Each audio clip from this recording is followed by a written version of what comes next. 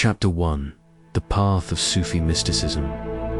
Tonight, you are invited to drift softly into the world of Sufi mysticism. Close your eyes and imagine yourself walking through a quiet desert at dusk. The air is still.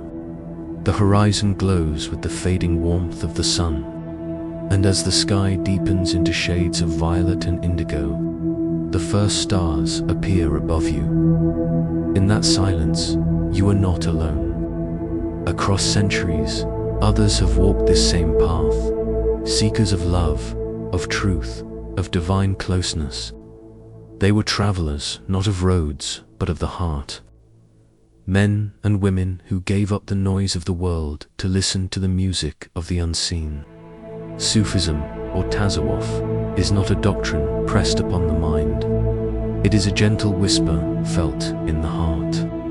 It has no single face, no single gait, but moves like a fragrance, subtle, lingering, impossible to grasp fully, yet deeply known when encountered.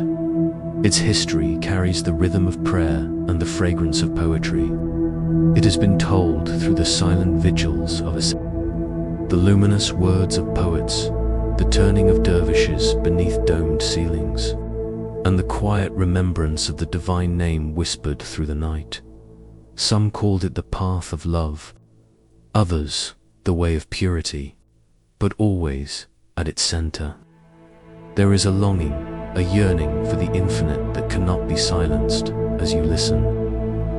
Allow yourself to rest in this space between history and mystery. The stories you will hear are not rigid lessons. They are doorways. They open into stillness and into the memory of something already within you. Sufism does not rush the soul. It moves like water, finding its way slowly, softly, shaping the stone of the heart until all hardness yields. Its teachers speak of a light hidden deeper than thought, deeper than word, a flame that is both fragile and eternal. The path of the mystic is not about escaping the world, but about seeing it with new eyes. To sit with a single breath until it becomes a prayer. To gaze upon a rose until it reveals the garden of the beloved. To listen to silence until it begins to sing. The Sufi saints remind us that love is not a metaphor. It is the very pulse of creation, the force that draws each soul back toward its source. And so, they turned their lives into a kind of offering through service, through poetry, through devotion, and through surrender. Some withdrew to desert caves. Some walked barefoot through crowded cities. Some sang in open courtyards where candles burned long after midnight. Each carried the same yearning, expressed in countless forms. The path has always been more than history. It is not just found in ancient books or distant monasteries. It is here, wherever there is a heart willing to remember.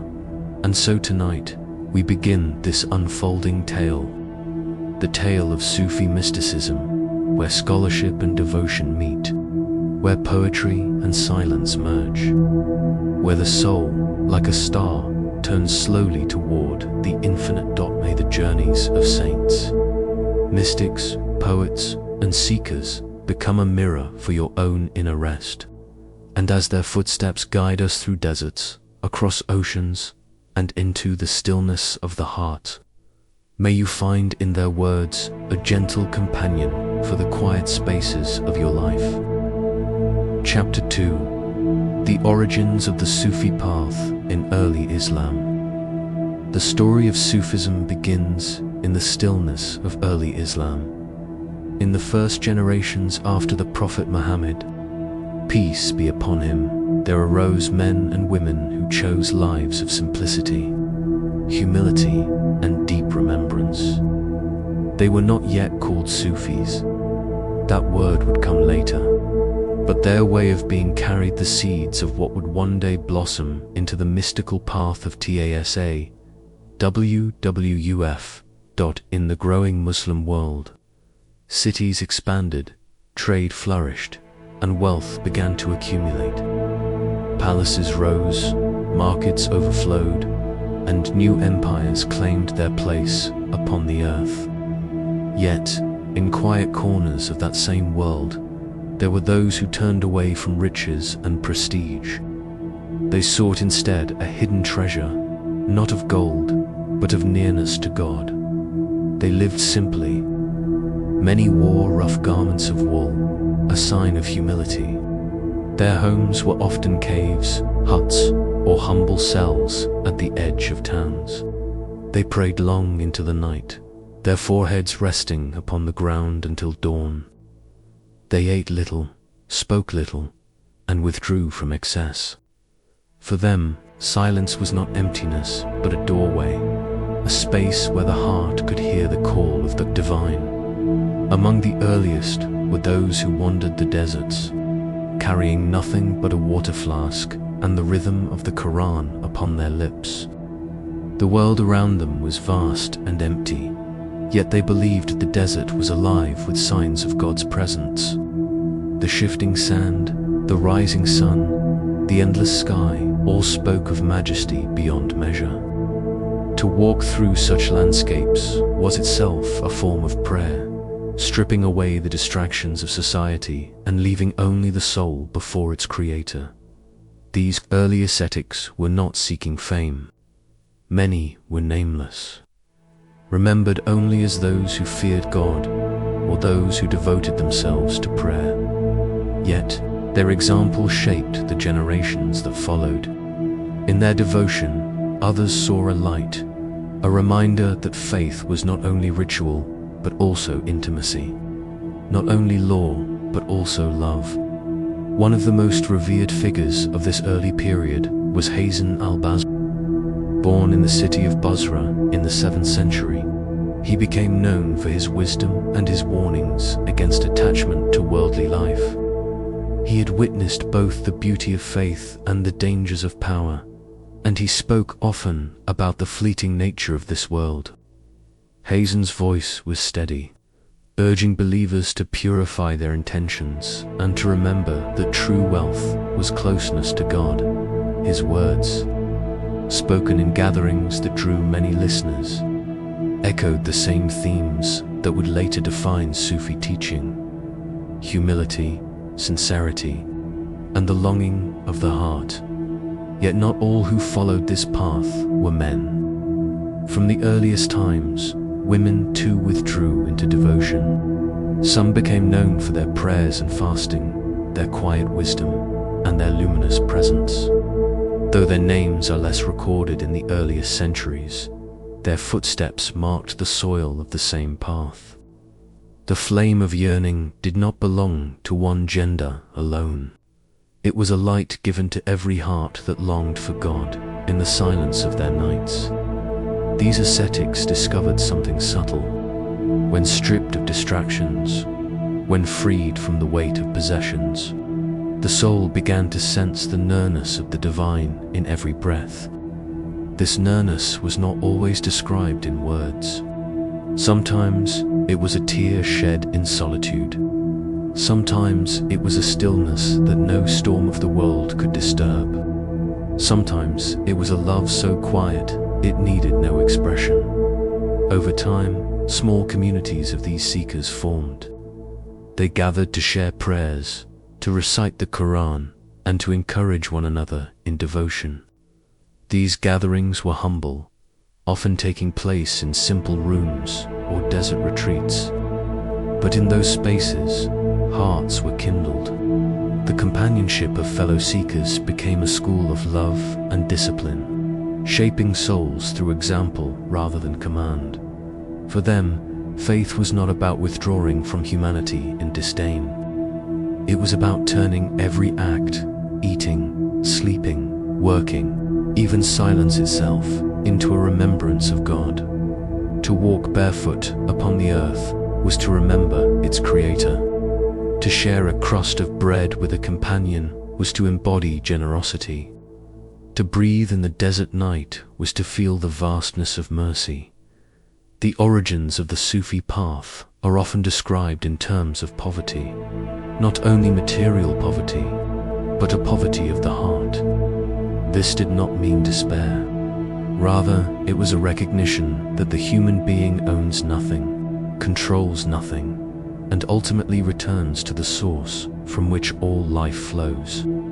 To embrace this poverty was to embrace dependence upon God, and in that dependence, they discovered a strange kind of freedom. As the early Muslim world expanded, some criticized these seekers for turning away from public life. Others admired them deeply, seeing in their devotion a living reminder of the Prophet's humility. Whatever the opinion of society, the seekers themselves remained quiet, continuing their lives of prayer. It was not the approval of people they desired, but the gaze of the beloved, the desert hermitages, the simple gatherings, the lone figures praying until dawn. All of these became the first stones of what we now call Sufi. They did not set out to create a movement. They did not name themselves or form an institution. Yet their way of being shaped generations to come, inspiring poets, teachers, and travelers across centuries. The origins of Sufism are, at heart, an invitation to simplicity, to return to what is essential, to discover that peace is not hidden in possessions or prestige, but in the quiet surrender of the soul. And perhaps you, too, can sense this. In your own life, beneath the noise of tasks and the weight of worries, there remains a place of stillness, a desert within, a space that asks for nothing more than your presence. The early seekers remind us that we do not need to travel far to walk the path. We only need to pause, to breathe, and to remember. And so, their story closes, not with an ending, but with a reflection. What might simplicity uncover in you if you gave it space to breathe? Chapter 3. The meaning of Tasawwuf, a name for inner purity, a word that whispers of devotion, of stillness, of a journey that is less about the outer world and more about the quiet landscape of the heart. To hear the word is to feel something both familiar and mysterious. It does not demand attention with sharpness, nor does it insist on rigid definition. It lingers gently, like incense rising, carrying with it centuries of interpretation and reflection. The history of Sufism is often spoken of in stories of saints and seekers, in the rhythm of prayers and the poetry of longing. Yet before all these expressions comes the question of language. How do we name a path that resists confinement? How do we give words to an experience that was meant to be lived rather than defined?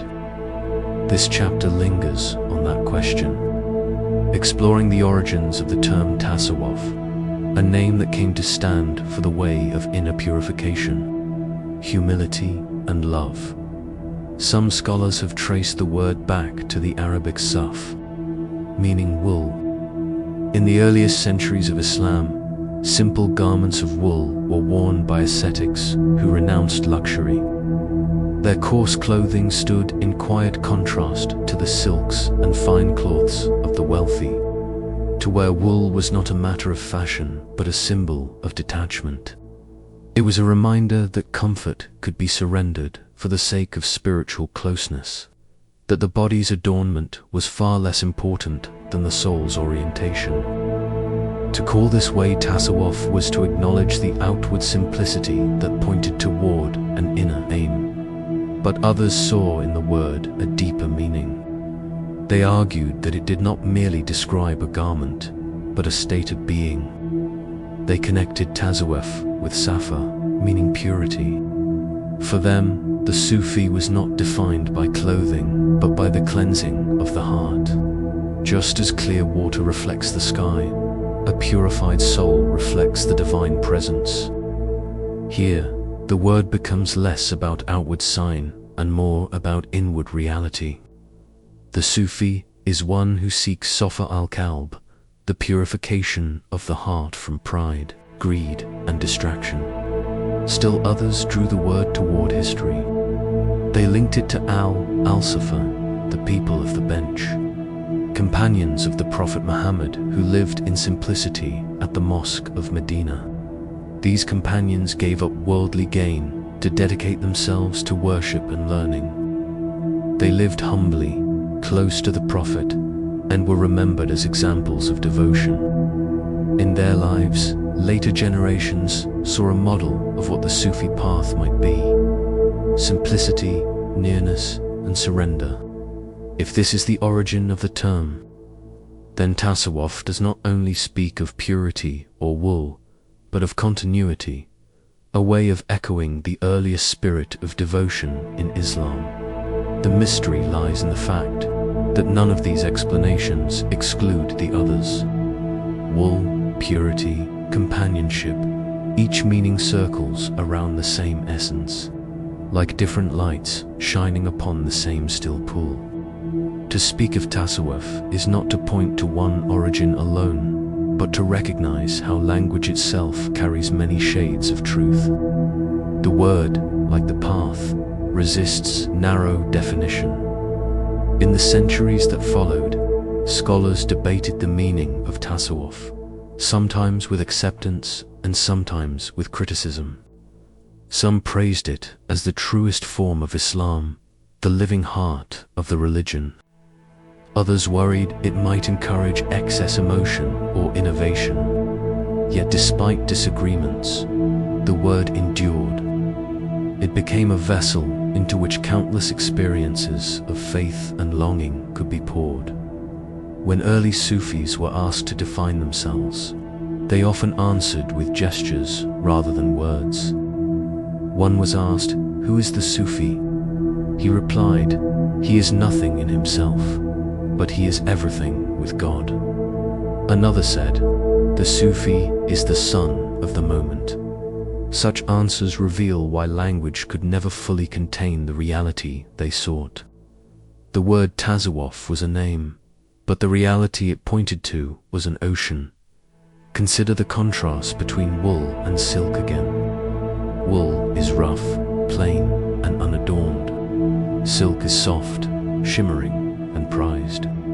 To wear wool was to carry a reminder that faith is not about being adorned for others, but about being stripped bare before the divine. And yet, to link Tasawwuf with purity reminds us that outward poverty is not enough. The heart itself must be freed of arrogance and selfish desire. A woolen cloak without a pure heart is nothing but cloth. But when the two come together, outer simplicity and inner sincerity, the name gains its full weight. Across the centuries, the term spread into other languages. In Persian lands, in Turkish courts, in the poetry of India, Tasawwuf became the name that carried mysticism forward. Each culture gave the word its own flavor, but the essence remained. To follow Tasawwuf was to walk a path of humility, remembrance, and love. Yet perhaps the most striking thing about the word is how soft it feels when spoken. Tasawwuf, it flows like breath, its syllables almost dissolving on the tongue. For those who practice the way, even the sound carries a rhythm of calmness. It is a name that invites rather than compels. It suggests a path of gentleness, not force, and so the meanings stand together. Wool for simplicity, purity for the heart, companionship for the example. Tasawwuf contains all of these, and perhaps more that words cannot hold. In its quietness, it allows the seeker to approach, to wonder, and to enter. Think of your own breath now. Simple, unadorned, rising and falling without effort. Breath is the wool garment of the body, plain and constant. It is also the purifier, carrying away what is no longer needed. And it is companionship, a presence that never leaves you, always with you, like a friend at your side. In this way, Even the act of breathing can become a small reflection of Tasawwuf, simple, purifying. As you sit with this word, notice how it does not demand a single definition. Instead, it opens space for reflection. It asks you not to solve, but to dwell. What is purity? What does simplicity mean in a world of distraction? What does it mean to live close to truth rather than far from it? The word Tasawwuf carries no final answer. It is a doorway, not a conclusion. Through it, generations of seekers have passed, each finding their own way to the beloved. And as you rest now, you might carry the same question in silence. In this moment, what does Tasawwuf mean to you? Chapter 4: The Golden Age of Early Sufi Masters. The 2nd and 3rd centuries of Islam brought a quiet flowering of devotion. It was a time when great teachers arose, men and women whose presence shaped the unfolding of the mystical path. They did not seek titles or fame, yet their words and their lives became lanterns for countless seekers. This period is often remembered as a golden age of early Sufism, not because of wealth or worldly success, but because of the purity of longing that burned in the hearts of its masters. Among these figures was Hassan al-Basri, a voice both tender and uncompromising. Born in the 1st century of Islam, he had known companions of the Prophet and witnessed the transformations of a society moving quickly from simplicity to empire. He spoke with a clarity that cut through illusion, reminding people that life is short, that wealth fades, and that the soul will return to its Lord. His words carried the weight of one who had seen both the beauty of faith and the dangers of power. Hassan warned against hypocrisy, against the temptation to practice religion for prestige. For him, the heart was what mattered. If the heart was sincere, every act became worship. If the heart was corrupted, even the grandest ritual was empty. In gatherings, Hassan's voice was steady. He would often speak of the day of judgment, not to terrify, but to awaken. He urged believers to live with humility, to remember death, and to turn their hearts toward God while there was still time. Many came to him seeking knowledge, but what they found was more than instruction. They found an example of a life stripped of excess, centered on truth, and softened by constant remembrance. But even in that same age, another voice emerged, one whose tone was softer but whose fire burned just as brightly. That was the voice of Rabia al-Adawiyya, the woman whose love of God became legendary. She lived in Basra, and though her life was marked by poverty, her soul carried a richness that could not be measured. Rabia prayed with a devotion that startled even her contemporaries. She is remembered for her radical love, a love that went beyond fear of punishment or hope of reward. One of her most famous prayers captures her spirit. O Lord, if I worship you for fear of hell, burn me in hell. If I worship you for hope of paradise, exclude me from paradise. But if I worship you for your own sake, then withhold not from me your eternal beauty. These words echo across centuries, a reminder that the deepest love is selfless. It seeks nothing in return. It is love for love's sake. The example of Rabia showed that the Sufi path was not bound to men alone. Her presence was a light that could not be hidden. She taught through her life that the soul, regardless of gender or station, can burn with yearning for God. To her, every breath was a prayer, every tear a testimony of longing. She lived with almost nothing, yet her wealth was infinite because it was love itself. Other masters, too, left their mark in this golden age. Figures like Sufyan al-Thawri, who emphasized renunciation, or Ibrahim ibn Adam, once a prince who abandoned his throne to live as a wandering ascetic. Their lives were stories of surrender, of choosing God over worldly power. Each embodied the truth that what is outwardly lost may inwardly become treasure in their teachings. One finds not rigid formulas, but guidance shaped by living example. They did not dictate a single path. Instead, they showed many ways of drawing near.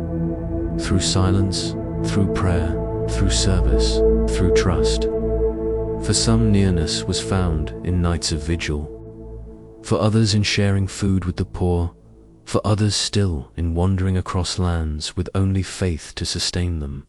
What unites these masters is the flame of yearning that burned quietly within them. It was not loud, not boastful, but steady. Like an oil lamp glowing in the night, it lit the way for those who came after. Their lives remind us that the heart of Sufism is not in lofty theories, but in lived devotion, in the turning of the soul toward God with sincerity. And in pausing with Rabia's prayer, we touch the essence of that golden age.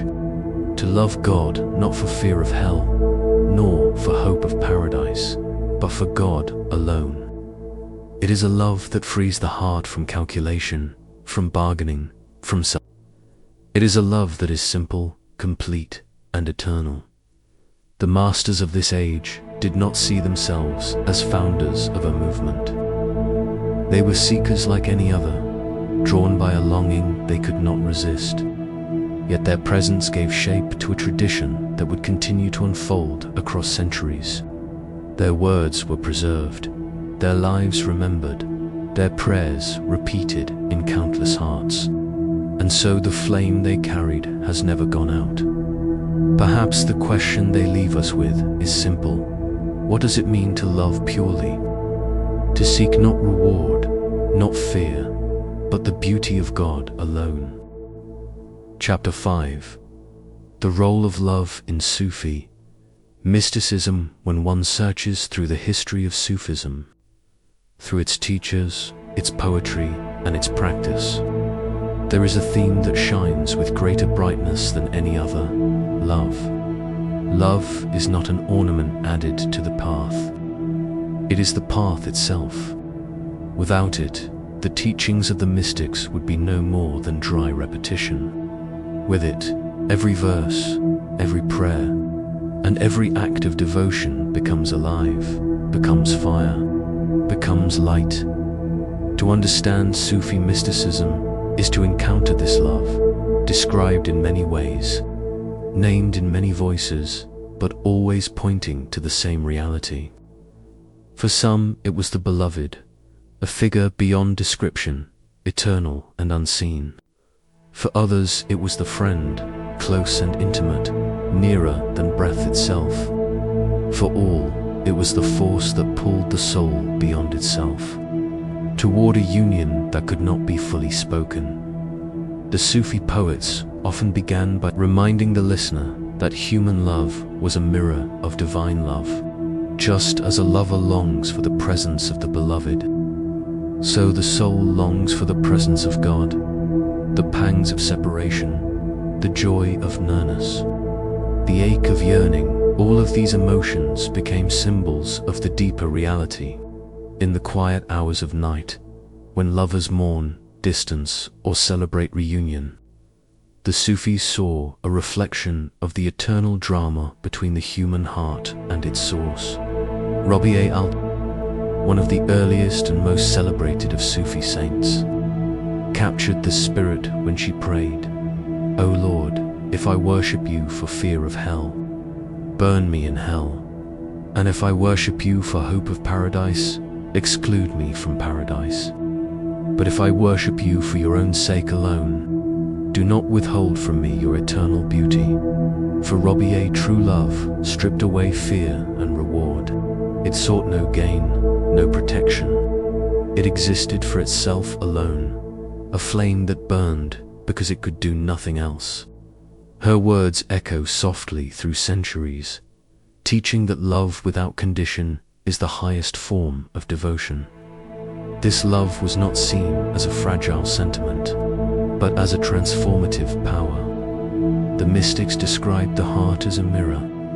Over time, dust gathers upon its surface, the dust of pride, greed, distraction, and forgetfulness. Through remembrance, through dhikr and prayer, the mirror is polished. As the dust is cleared, the heart begins to reflect the light of the beloved. In this metaphor, love is both the polish and the reflection itself. Without love, the mirror stays clouded. With love, it shines. The Persian poet Jalal-ud-Din Rumi gave love endless voices. He wrote, "Through love, bitter things seem sweet. Through love, bits of copper turn to gold. Through love, the pains are healing bombs. Through love, the dead are made to live." For Rumi, love was not a metaphor, it was an alchemy, turning one state into another. Where there was hardness, it softened. Where there was despair, it gave hope. Where there was separation, it created unity.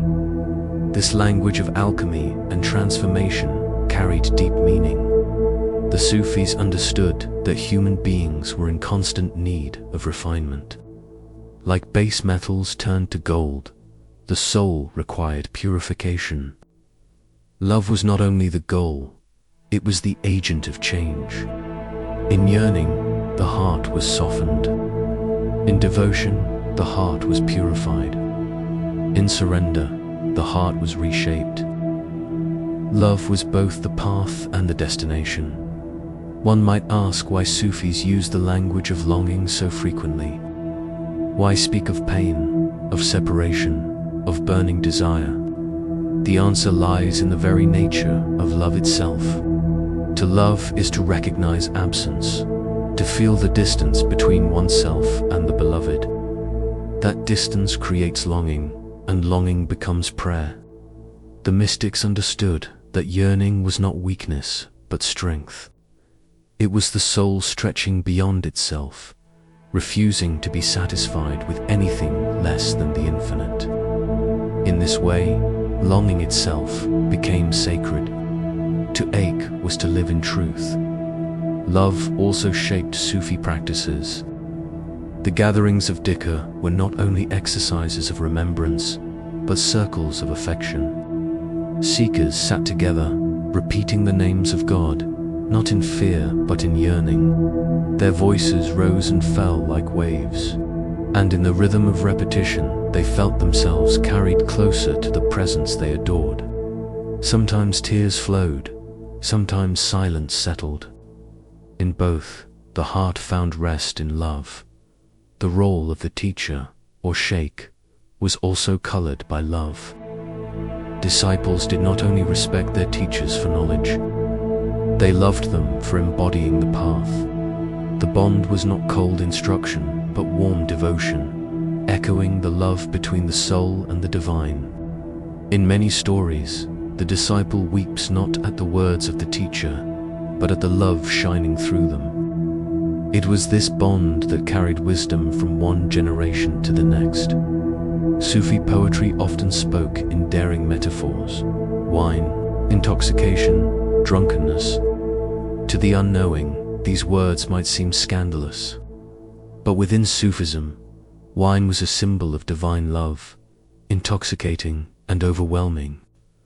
To drink was to lose oneself, not in forgetfulness, but in the deepest remembrance. The tavern was not a place of earthly escape, but a metaphorical space where the ego dissolved, leaving only love. Hafiz, the Persian poet, played with this imagery endlessly, turning every cup into a symbol of surrender to the beloved's embrace.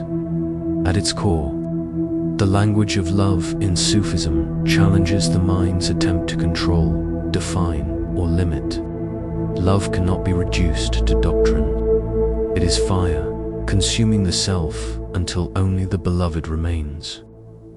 For this reason, Sufi texts often resist systematic explanation. They prefer poetry to theology, song to law, image to argument. It is not that they rejected reason, but that they knew reason alone could not contain love. Only the heart, surrendered and open, could hold it. Love also served as a bridge across differences. Sufi saints traveled across lands, meeting people of many cultures and languages. Yet the message of love resonated with all. It was not bound by creed or border. In India, in Central Asia, in North Africa, their message carried the same fragrance. The beloved is near, closer than the beating of your heart.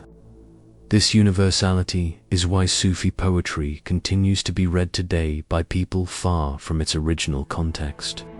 The language of love needs no translation, but love is not always easy. The mystics spoke honestly about its trials. To love God is to accept surrender, to release control, to live with yearning. It is to burn away illusions of self.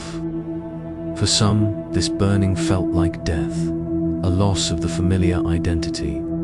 Yet in the ashes of this fire, a new self was born, one that lived not for itself, but for the beloved. The Sufis called this fana, the annihilation of the self in God, and beyond it lay baka, the abiding life that comes when the self lives only through divine presence. Love, then, was both death and life, destruction and renewal. Reflect, for a moment, on the rhythm of your own heart. Quiet, steady, unceasing. Every beat is both a reminder of your fragility and a witness to your endurance.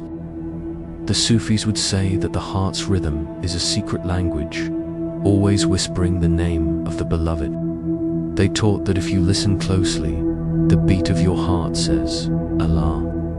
Allah. In this view, love is not something added to your life.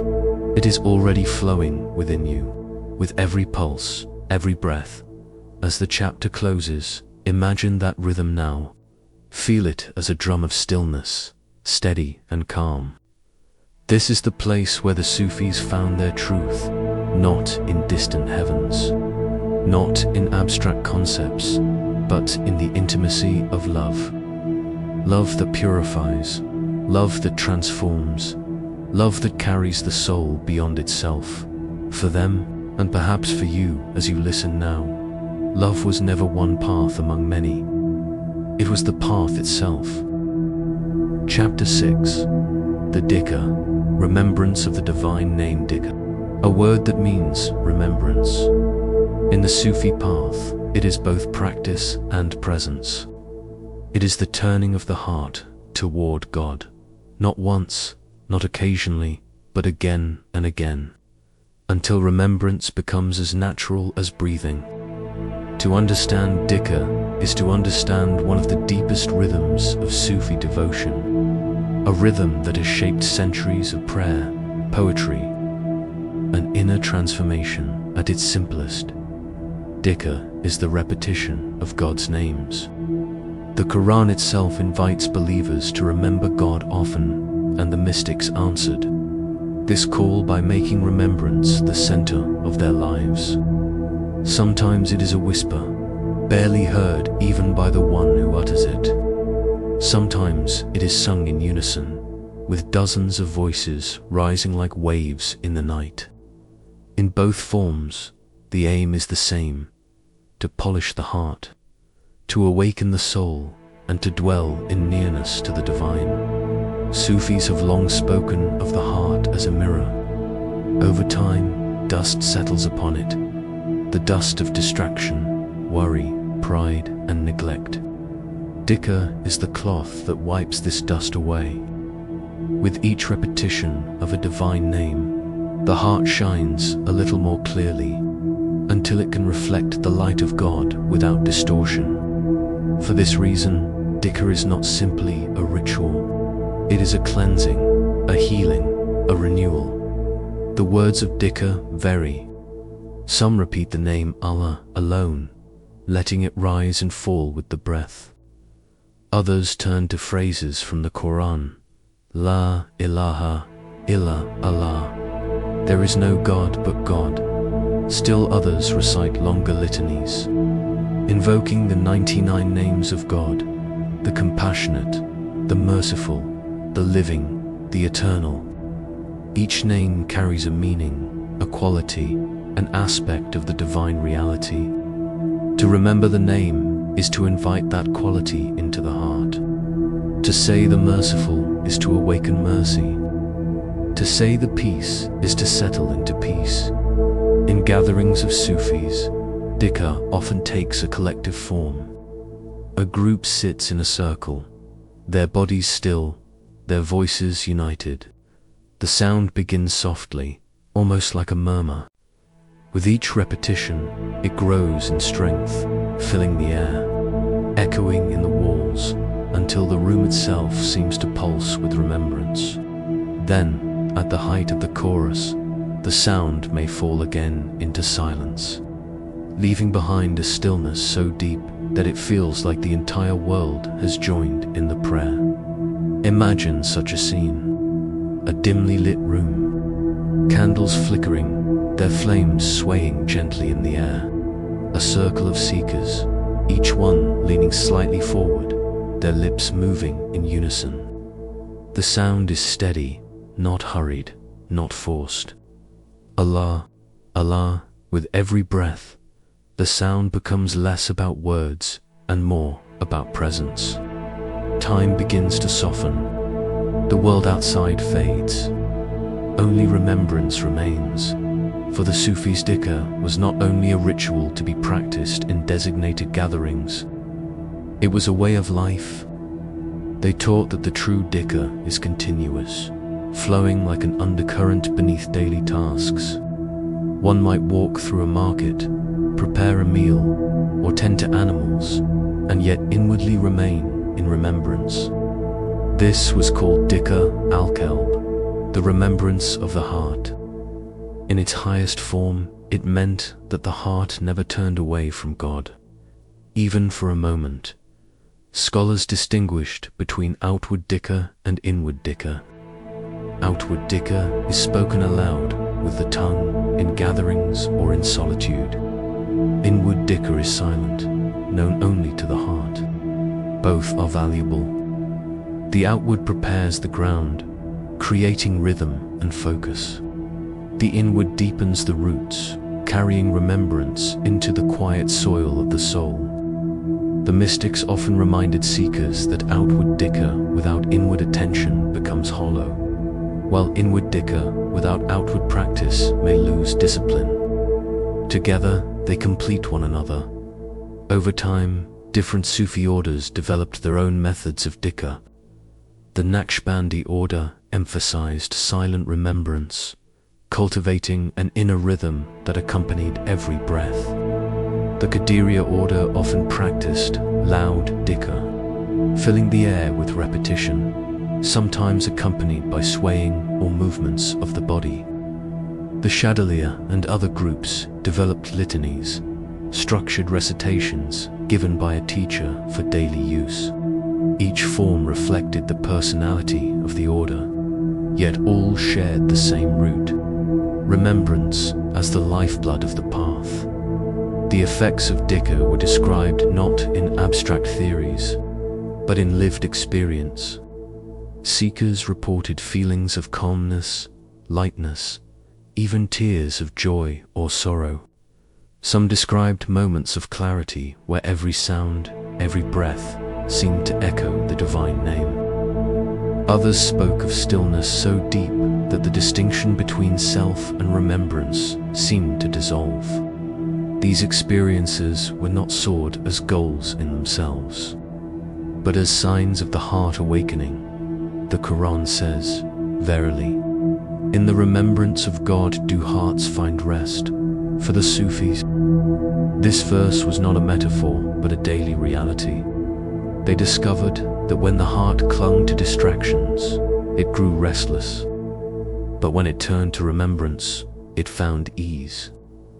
In this way, dhikr was both remedy and refuge. It healed the agitation of the mind, and it provided shelter from the storms of life. Some critics worried that the repetitive forms of dhikr resembled mechanical chanting, but the mystics insisted that repetition was the very point. Just as water shapes stone by flowing over it again and again, remembrance shapes the soul by steady return. The first repetition may feel ordinary, the 10th may feel simple, but the 100th opens a door. In that door lies presence. Dhikr also carried a social dimension.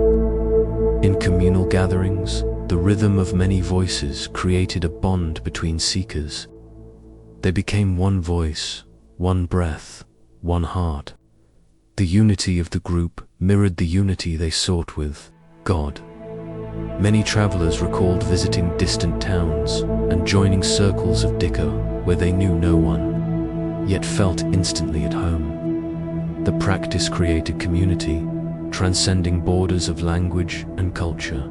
In Sufi writings, dhikr is sometimes described as food for the soul. Just as the body weakens without nourishment, the soul weakens without remembrance.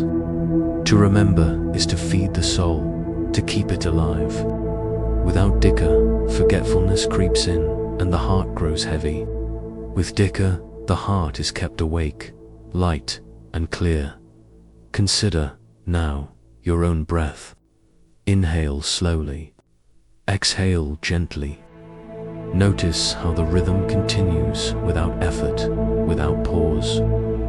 For the Sufis, every breath was an opportunity for dhikr. To breathe in was to receive life. To breathe out was to return it in gratitude.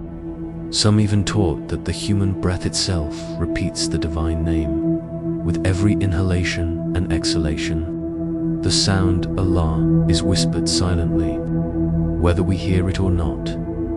In this way, dhikr is not only something you do, it is something you discover has always been happening. The world itself is in remembrance. The stars, the oceans, the trees, all reflect the divine presence. The human heart joins this chorus by becoming aware of it. As this chapter closes, let the image remain. A circle of seekers in candlelight, voices rising, then falling into silence. In that silence, the heart continues to remember. And as you rest, you might hear your own heart doing the same, each beat a gentle call, each breath a quiet echo. Remembrance is always here. All that is needed is to listen.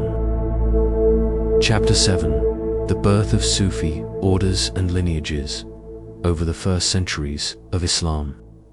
The mystical path of the Sufis spread quietly, carried by individual seekers, poets, and saints. Their devotion was deeply personal, often lived out in solitude, in prayer, and in small gatherings of like-hearted companions. But as time passed, and as the light of these teachers touched more and more lives, Sufism began to take on new forms of structure. What had once been scattered sparks of devotion gradually became constellations. These constellations were the Sufi orders, organized brotherhoods and lineages that gathered disciples around a guide and passed their wisdom from generation to generation. By the 12th and 13th centuries, Sufism was no longer only the path of isolated wanderers. It had become a vast network of communities, each rooted in the teachings of a master, each carrying its own fragrance of devotion at the heart. Of these orders was the relationship between teacher and disciple. The teacher was not seen as a distant authority, but as a living example of what it meant to walk the path of love. Disciples sought guidance not only in words, but in presence, in the humility, the prayer, the service, and the silence embodied by their master. To sit in the company of such a guide was itself considered a form of remembrance.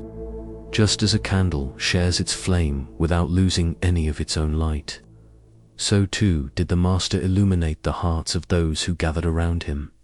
Among the earliest and most widespread of these lineages was the Qadariya, founded by the Saint Abd al-Qadir al-Gilani in Baghdad. He was known for his deep scholarship as well as his mystical devotion, weaving together outer knowledge and inner illumination. His gatherings drew both scholars and ordinary people, for his words spoke across boundaries. In the Qadiriyya, the central themes were generosity, humility, and service. To follow Abd al-Qadir was not to withdraw from the world, but to live within it with a heart purified by remembrance. His followers carried his teachings across the Muslim world, from North Africa to India, where Qadiriyya lodges still stand as places of hospitality and prayer. Another of the great lineages was the Naqshbandiyya. This order, named after Baha'u'llah, Naqshband of Central Asia, emphasized silent remembrance of God, while many Sufi practices included chanting or music. The Naqshbandis placed their devotion in the quiet repetition of the divine name within the heart. They taught that God is present in every breath, and that true remembrance requires no outward display. Their gatherings were often marked by simplicity, silence, and an inward turning. In this way, the Naqshbandiyya preserved the essence of the earliest ascetics, who had sought God in stillness. Then, in the city of Konya in Anatolia, another lineage took a different form. The Mevili order, founded by the followers of Jalal-ud-Din Rumi, became known for its whirling dance. For them, movement itself became prayer, with one hand lifted to the heavens and the other reaching to the earth. The dervish turned, becoming a living symbol of harmony between the spiritual and the material. Their gatherings, filled with poetry and music, were moments where beauty itself was seen as a path to God. For the Mevlevis art was not distraction but devotion. Their lineage showed that longing for the divine could be expressed not only in silence, but also in song, in poetry, and in the graceful turning of the body. Many other orders arose in these centuries. The Shadiliya in North Africa, known for their balance of inward devotion and outward activity. The Chishtiya in India, who embraced music and poetry as vehicles of remembrance. And countless smaller lineages that carried local flavors of devotion. Each order offered its disciples a rhythm of life, practices of prayer, remembrance, service, and study that shaped the heart for nearness to God. Though their outward expressions differed, all the Sufi orders shared the same root: love of God, trust in the guide, and companionship on the path. They were schools not of rigid doctrine, but of living example. A disciple would learn through service, through humility, through the long hours spent in prayer beside the master. In time, he too might carry the flame, extending it to another generation. The lodges of the Sufis, known as Konkas, Zivayas, or Teks, became sanctuaries across the Islamic world.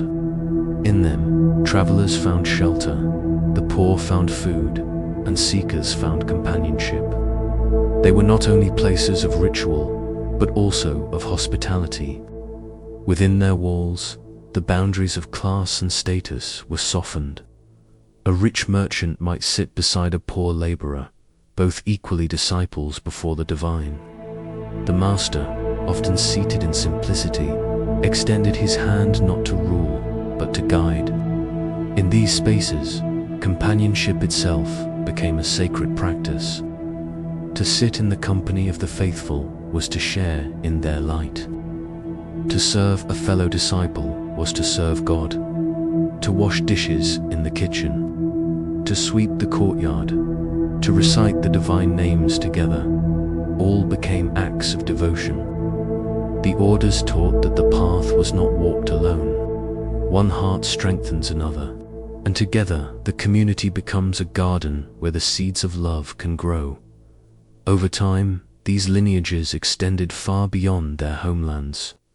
Caravans carried them along trade routes. Scholars brought them into new lands, and pilgrims shared them across oceans. Each order adapted to its environment, taking on the language, the music, and the customs of the lands it entered. Yet the essence remained the same, the bond between teacher and student, and the remembrance of God at the center of all things. For some, the rise of these orders brought questions. Was Sufism losing its simplicity by creating institutions? Could love be passed through formal chains of initiation? Yet the living example of the masters silenced many doubts. The orders were not built to impose, but to preserve, to ensure that the flame of devotion did not fade with the passing of a single generation. In their lineages, the memory of the saints lived on, shaping the lives of those who came after. The birth of the Sufi orders was, in truth, the birth of a family, not a family of blood, but a family of the heart, a family that spanned cities and deserts, languages and cultures, all joined by the thread of remembrance. And as we pause at the end of this chapter, we may picture a simple scene. A disciple sits before his master, uncertain, seeking, longing for guidance. The master does not hand him a book, nor speak 1,000 words. Instead, he extends his hand. It is a gesture of trust, of transmission, of companionship on the path. In that moment, knowledge is not given as information. It is given as presence. It is the quiet assurance that the flame which burned in the heart of one will now continue in the heart of another. And so the orders of Sufism were born, not as institutions of power, but as gestures of love. One hand extended, another hand receiving, the chain of devotion unbroken. Chapter 8: The Whirling Dervishes. Turning toward the infinite among the many images that the world holds of Sufism, one stands out as both beautiful and unforgettable. The vision of a dervish turning slowly in an open space, his white robe billowing, his arms extended, his face serene. This is the practice of Sima, the whirling ceremony of the Mevlev order. Founded in memory of Jalaluddin Rumi, more than a dance. It is a meditation in motion, a prayer expressed through the body, a turning that mirrors the hidden rhythms of the cosmos. To understand the whirling dervishes, one must begin with Rumi himself. Born in the 13th century, Rumi was not only a poet, but also a jurist and theologian. Yet it was his encounter with the wandering mystic shams of Tabriz that changed his life. Their companionship opened within him a fire of longing, an ocean of love, and a vision of divine unity so vast that words alone could not contain it. Poetry poured forth, yes, but also movement. For Rumi, the entire universe was in a state of turning. The planets spun in their orbits, the seasons revolved in cycles. Even the blood coursed through the body in endless circulation. Why should the seeker not join this cosmic dance, turning as the heavens turn?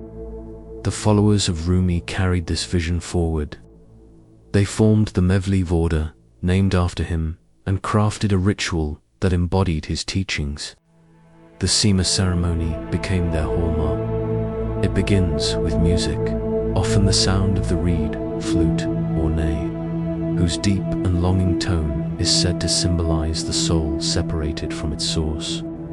Then, one by one, the dervishes begin to turn. Their garments are simple yet rich in meaning. A tall felt hat representing the tombstone of the ego, a black cloak that is later cast aside to symbolize the burial of worldly attachments, and beneath it, a white robe that flows outward as they spin, representing purity and resurrection. The movement itself is slow and deliberate. The dervish places his right hand open toward the sky to receive the blessings of the heavens, and his left hand open toward the earth to pass those blessings on to the world. His body becomes a bridge between above and below, a living reminder that the human being is both receiver and giver, both servant and vessel. His gaze turns inward, yet his steps remain steady. As he spins, the world outside seems to dissolve, leaving only the harmony of turning. For an observer, the sight can feel almost dreamlike. The robes unfurl like petals. The dervishes circle the floor, each in his own orbit, yet all in harmony. The music rises and falls, guiding the rhythm.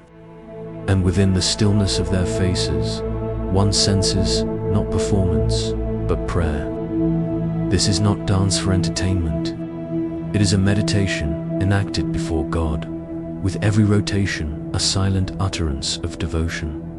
Scholars of Sufism have described the sema as an embodied dhikr, a remembrance through movement. Just as words repeated in dhikr polish the heart, so too does the steady turning of the body polish the soul. In the repetition, distractions fall away. In the rhythm, the self grows quiet. The dervish is not seeking to lose himself in dizziness, but to find balance, to enter a state where body, mind, and spirit move as one. The Mevlevi ceremony unfolds in stages. It begins with recitations and prayers, reminding those present of the purpose, to remember God.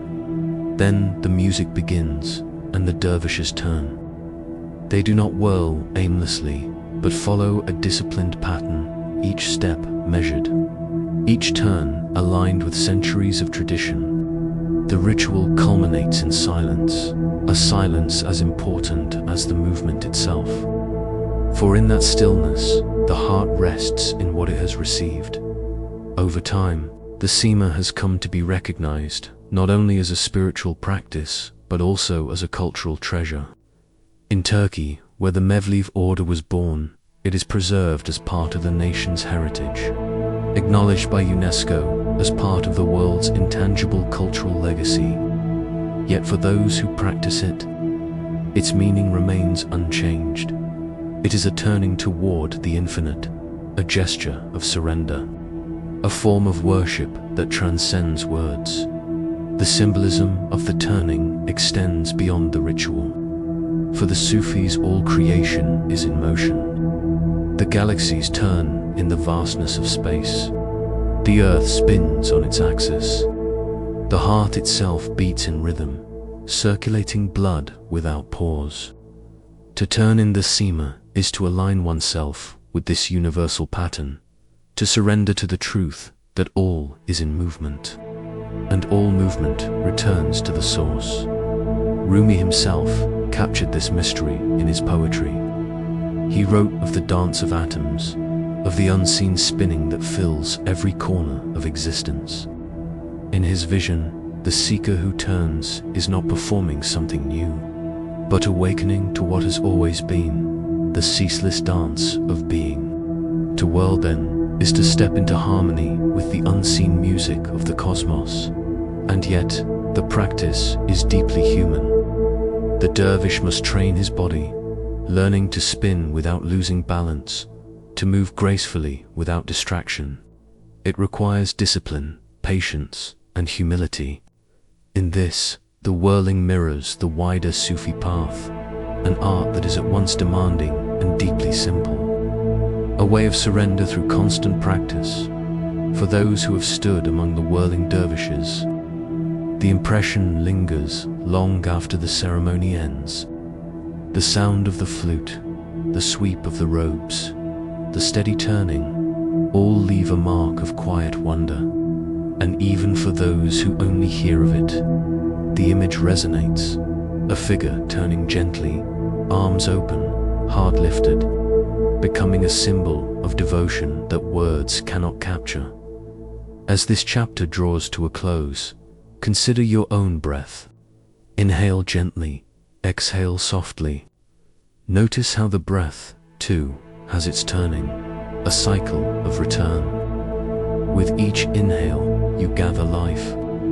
With each exhale, you release it back, like the dervish in his steady motion. Your breath reminds you that existence itself is a dance, a turning toward the infinite, steady and calm. Chapter 9: Sufi Poetry as a Lullaby for the Soul. The mystics of Sufism did not only pray with words of scripture, they prayed with the language of the heart. And so, across centuries, their devotion found voice in poetry, verses that carried longing, joy, bewilderment, and surrender. These poems were not written to entertain. They were not made for courts or for applause. They were the overflow of souls intoxicated with love of the divine. From the 13th century Persian poet Jalal al-Din Rumi to the 14th century voice of Hafiz, Sufi poets have given expression to what many find difficult to name: the yearning for union with God. Their verses are like rivers, flowing restlessly toward the sea of the beloved. Each line shimmers with both beauty and ache, reminding the listener that longing itself is sacred. Rumi's poetry, perhaps the most widely known, often begins in the language of love. He speaks of separation and union, of silence and song, of the way every living thing leans toward its source. When he writes of the reed flute lamenting its separation from the reed bed, he is not only speaking of music, he is speaking of the soul, torn from the infinite, aching to return. Through such images, he turns the familiar into a mirror of the eternal Hafiz. In another key, gives us the sound of intoxication, the wine of love poured into the heart, leaving the soul staggering with joy. His poems are filled with taverns, goblets, and drunkenness. Yet the wine he speaks of is not earthly drink. It is the overflowing grace of God, the ecstasy of closeness, the dissolution of self in something greater. His lines remind us that divine love cannot always be contained in sober language. Sometimes it bursts forth, wild and jubilant, like laughter that rises without warning. Other poets, too, shaped the mystical song of Sufism. Atta of Nishapur, with his Conference of the Birds, wove an allegory of seekers traveling through valleys of trial until they discovered the Simwag, a symbol of the divine hidden within themselves. Ibn al-Farid, the great Egyptian poet, composed odes that carried the subtle fragrance of unity, describing the souls merging with the beloved as though two rivers flowed into one stream. Jamie, centuries later, echoed these themes with delicate tenderness, offering his own variations on the same eternal longing. What makes Sufi poetry unique is its double life. On the surface, it may speak of earthly love, of roses and nightingales, of wine and taverns, but beneath these images lies a hidden meaning known to the seekers who listen with the ear of the heart. The rose is not only a flower, but a symbol of divine beauty. The nightingale is the lover, crying endlessly for the sight of the rose. The wine is not intoxication of the body, but of the soul. These metaphors are keys, unlocking doors to the unseen. The poetry of the Sufis was often sung in gatherings, accompanied by flute and drum. Listeners would sway gently, carried by the rhythm of verses that touched something deep within. For many, these poems were not just literature, but prayer. To recite them was to open the heart. To hear them was to be reminded of one's own longing. And sometimes, in the stillness after the last word, there was no need for speech at all, only silence, heavy with presence. What is striking about Sufi poetry is how gently it moves between joy and sorrow. A single line may carry both ecstasy and grief, both nearness and distance. The soul, after all, knows both. It knows the delight of remembering God and the ache of feeling far away. The poets embraced both states, refusing to deny either. For them, longing was itself proof of love, and in expressing it, they discovered that yearning could become a form of rest, a lullaby for the restless heart. When we read or hear these poems today, across languages and centuries, their power remains. The metaphors may shift, the words may be translated, but the essence is unchanged. We recognize in them the same hunger that stirs in us. We know the ache of distance, the joy of closeness, the mystery of silence. In this way, Sufi poetry does not belong to one culture or time. It belongs to the human heart itself. Imagine sitting in a candlelit room centuries ago, the air heavy with incense, companions gathered in quiet expectation. A poet begins to recite, his voice low, his cadence slow. The words fall like drops of water into stillness. First one, then another, and soon the whole circle is carried by the rhythm of longing. Some close their eyes, some weep softly, some whisper the verses in unison. When the last line fades, there is no applause. Only silence, deeper than before, as though the words have dissolved into prayer. That is the gift of Sufi poetry. It is not meant to dazzle the intellect, but to lull the heart into remembrance. It is less a performance than a form of devotion. A verse can be a bridge into silence. A metaphor can be a doorway into nearness. And so, we may return to the simple image with which this chapter began. The verses of Rumi, of Hafiz, of Atta, and others, they are like rivers. Each poem flows, carrying with it longing, beauty, and surrender. And all rivers, no matter how winding, move toward the same sea. That sea is God's presence, infinite and eternal. To let their words wash over you is to let yourself drift closer to that sea, not hurried, not forced, only gently, like a lullaby carrying you into inner stillness. Perhaps the poets themselves would ask no more than this, that their songs might soften the heart and remind the soul of its first love. Chapter 10. Rabia al-Adoya, the flame of pure loving. The early centuries of Islam. When the mystical path of Sufism was still finding its language, one woman rose to embody its deepest essence. Her name was Rabia. To many, she is remembered as the first great saint of Sufism, the woman who placed love at the center of devotion. Her life was not marked by wealth or worldly influence, but by a flame that burned quietly yet powerfully, leaving a light that has never gone out. Rabia was born in Basra, a city of learning and trade, sometime in the 8th century. Accounts of her early life vary, wrapped in legend as much as history. One story says she was born into poverty, the fourth daughter of her family, and so was named Rabia, meaning the fourth. Her parents died when she was young, and in the hardships that followed, she was enslaved. Yet even in bondage, she turned inward to prayer. Her devotion impressed her master so deeply that he eventually freed her.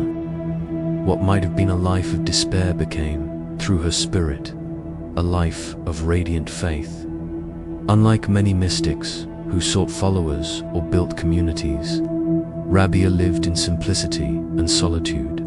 She did not marry, though suitors and scholars admired her. She refused wealth and titles, preferring instead the poverty that reminded her of her utter dependence on God. In her cell, she prayed. On her lips were not requests for reward or fear of punishment, but words of pure love. This is what set Rabia apart. In her time, much religious devotion was shaped by hope for paradise or fear of hell. but Rabia rejected both. She is said to have prayed, "O God, if I worship you for fear of hell, burn me in hell, and if I worship you for hope of paradise, exclude me from paradise. But if I worship you for your own sake, withhold not from me your eternal beauty." Such words carried a power that startled her contemporaries. They were not a rejection of paradise or judgment, but a bold declaration that true worship flows only from love. For Rabia, God was not a distant ruler to be appeased, but the beloved to be adored. Her devotion was like fire, bright, consuming, impossible to ignore. Many later, Sufis drew on her example to express their own theology of love. They spoke of longing as the highest prayer, of love as the purest offering. Through Rabia, the Sufi path gained its most essential heartbeat, the truth that love of God is both the beginning and the end of the journey. Her life also revealed a gentle strength. Men of great learning came to her, seeking wisdom, and she spoke with clarity and authority. One of them asked her if she hated Satan. She replied, "My love of God leaves me no time to hate anyone." In this answer, one hears her essence. Her faith was not built on opposition, not on fear or anger, but on a single, unwavering orientation toward the divine. Stories of Rabia often drift between fact and legend, but each carries the fragrance of her spirit. One tale describes her walking through the streets of Basra, carrying a torch in one hand and a bucket of water in the other. When asked what she was doing, she said, "I wish to set fire to paradise and pour water on hell, so that both veils may disappear and people may see God without fear or hope, but simply in love." Whether or not this scene happened as told, its meaning remains powerful. She wanted to strip devotion of bargaining and return it to its essence. Love without condition. Rabia lived simply until her death, leaving no wealth, no shrine, no school of her own. Yet her name endured, spoken with reverence by poets, mystics, and seekers across centuries. Later writers, such as Atta of Nish, included her in their collections of saintly lives, and through them, her story traveled far beyond Basra. She became the archetype of the lover of God, the woman whose very breath was prayer. Her teachings remind us of something deeply human. Love does not calculate. It does not weigh costs or rewards. It simply gives. For Rabia, to love God was to live in that generosity of spirit, asking nothing in return. Her prayers, though centuries old, feel timeless. They speak to anyone who has ever loved without condition, anyone who has ever felt devotion that defies explanation as you rest with her story. Imagine the desert wind moving softly across the sands of Basra. Picture the small room where she knelt, her lamp flickering, her heart lifted in prayer. There were no crowds, no riches, no ornaments, only the flame of love, steady and bright. That flame has never gone out. It continues to glow in the memory of Sufism, reminding every seeker that the truest worship is not born of fear, nor of desire, but of love alone. And as this chapter closes, let your attention fall inward to your own heartbeat. It beats without condition, steady and faithful, asking nothing in return. In its rhythm, you may hear the echo of Rabia as truth, that love itself can be the only reason for worship. Chapter 11, Al-Ghazali, the bridge of knowledge and mysticism in the long history of Islamic thought. Few names shine with the same intensity as that of Abu Hamid al-Ghazali. Born in the city of Tuz in the 11th century, he rose swiftly to become one of the most celebrated scholars of his age. His mastery of law, philosophy, and theology brought him honor in courts and academies alike. Yet, at the height of this worldly acclaim, he turned away. He abandoned his position, left behind wealth and recognition, and entered into a crisis of the soul. It is in this turning that his story becomes a bridge between the life of the mind and the life of the heart, between the rigor of scholarship and the tenderness of devotion. Al-Ghazali's journey shows us that intellect alone cannot satisfy the soul, yet neither must faith reject the gifts of reason. His life and writings weave these strands together, creating a tapestry where knowledge and longing are not enemies but companions.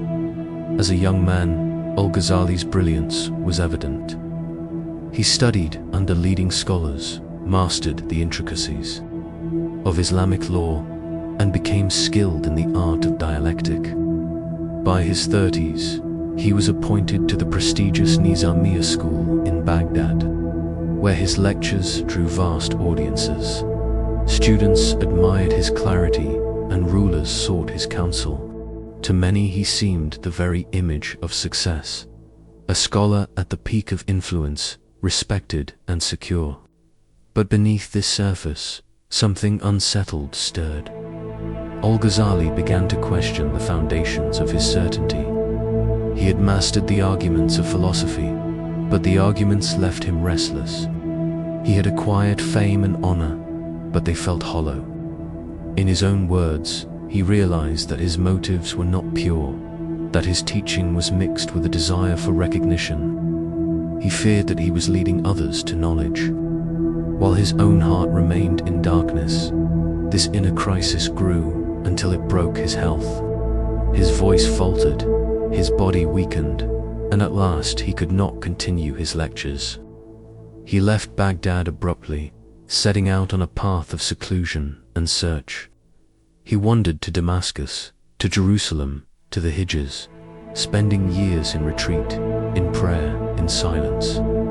The man who had once been surrounded by crowds now sought only solitude with God. In this time, Al-Ghazali tasted the life of the mystic. He prayed through the night, fasted through the day, and sought purification of the heart. He read the writings of the Sufis and found in them what he had long been missing. Not mere argument, but direct experience.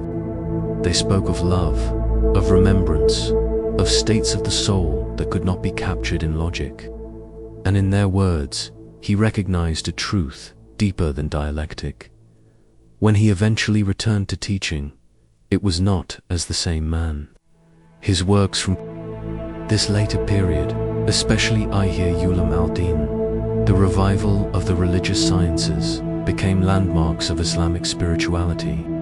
In this great work, he sought to bring together outward practice and inward devotion. He wrote of law and ritual, but always with the reminder that the essence lies in sincerity.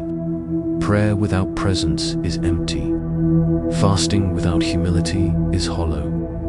Knowledge without remembrance is barren. In every act of worship, he saw the opportunity to turn the heart toward God. Al-Ghazali also addressed the philosophers of his time.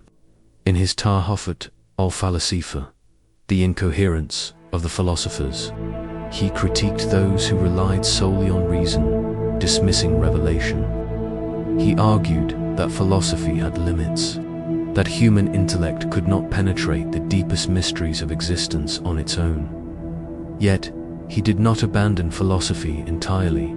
Instead, he showed how reason could serve faith, how intellect could clear the path, but how the final step must be taken by the heart. This is why he is often called a bridge.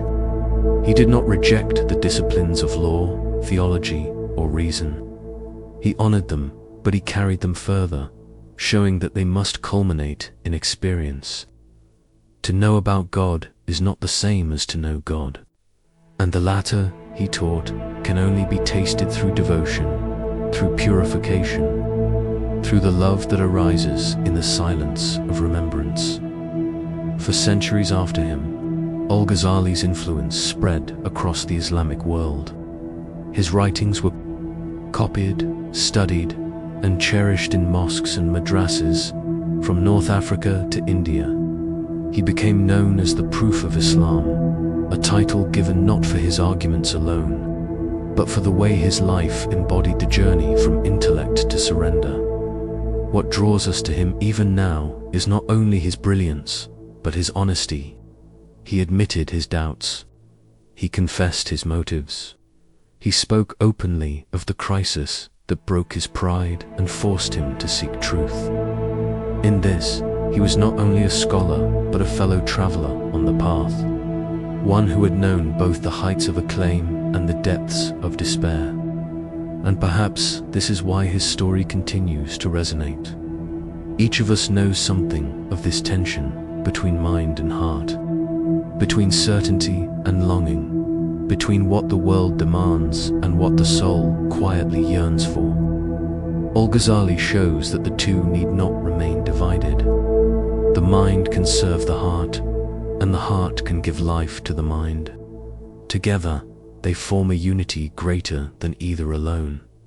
At the close of this reflection, we might imagine him not in the crowded lecture halls of Baghdad, but in a quiet mosque, in Damascus, sitting alone in the dim glow of lamplight, his book set aside, his pen resting still. He lifts his hands in prayer. No arguments, no acclaim. Only a man, a seeker, calling upon his Lord. This is the true bridge of Al-Ghazali, not the arguments that dazzled students, nor the critiques that silenced philosophers, but the simple truth that knowledge and devotion, when joined, can carry the soul from separation to nearness. And so he leaves us with a question. When knowledge fills the mind, but longing remains in the heart, which one will guide you home? Chapter 12, Ibn Arabi, the ocean of unity among the great mystics of Sufism. One name rises with particular reverence and complexity: Ibn Arabi, born in Andalusia in 1165. He is remembered as Al-Sheikh Al-Akbar, the greatest master. His writings span thousands of pages, filled with visions of the divine, interpretations of scripture, and explorations of the unseen. To encounter Ibn Arabi is to step into an ocean, vast, deep, and seemingly without end. It is no surprise, then, that one of his central teachings is the unity of all being. Ibn Arabi's life stretched across the Mediterranean world. He was born in Murcia, in what is now Spain, during a time when Islamic culture in Al-Andalus was flourishing. Scholars, poets, and philosophers filled its cities, blending knowledge from Greek philosophy, Christian theology, Jewish mysticism, and Islamic scholarship. From a young age, Ibn Arabi showed signs of spiritual sensitivity. Stories tell of visions that came to him in childhood, moments when the ordinary world seemed to dissolve into light. These early glimpses shaped the path he would follow for the rest of his life. As he matured, Ibn Arabi traveled widely. He studied in Seville, Cordoba, and other centers of learning. Later, his journeys took him to North Africa, the Middle East, and eventually Damascus, where he spent his final years. Along the way, he met scholars, saints, and seekers. He absorbed traditions from philosophy, law, and theology, but he always returned to the mystical core, the search for direct experience of God. The teaching most often associated with Ibn Arabi is Wahdat al-Wujud, the unity of being. This phrase can be misunderstood if taken too literally, but in Ibn Arabi's vision, it does not mean that creation and creator are identical. Rather, it means that all existence reflects the presence of God, for there is nothing that exists apart from Him. The universe is like a mirror in which the divine names are displayed. Every creature, every star, every human soul is a reflection of one of those names. To see the world rightly is to see God shining through all things. He expressed this in images that remain powerful and gentle. One of his most famous metaphors is the mirror of existence. God, he said, is like a hidden treasure who desired to be known. Creation is the mirror that reflects this desire. Just as a mirror shows the face without becoming the face itself, the universe shows the qualities of God without ever containing his essence. The believer who looks deeply into the mirror may catch glimpses of that hidden beauty. Another image he often used was the ocean. For Ibn Arabi, the divine reality is like a boundless sea, calm and eternal. The waves upon its surface are the forms of creation, rising, breaking, and dissolving. Each wave has its own shape and moment, yet it never ceases to belong to the sea. When a seeker looks at creation and sees only the waves, he may be distracted by their difference. But when he looks deeper and sees the water, he knows all are one. This vision was not meant to erase distinctions, but to transform perception. For Ibn Arabi, recognizing the unity of being meant recognizing the sacredness of every part of existence. Nothing could be excluded, for everything bore the mark of the divine. This made his teachings both expansive and challenging. Some celebrated him as the highest interpreter of mystical truth, while others criticized him for blurring the line between creator and creation. Yet even his critics could not deny the brilliance of his thought and the power of his imagery. His writings are immense.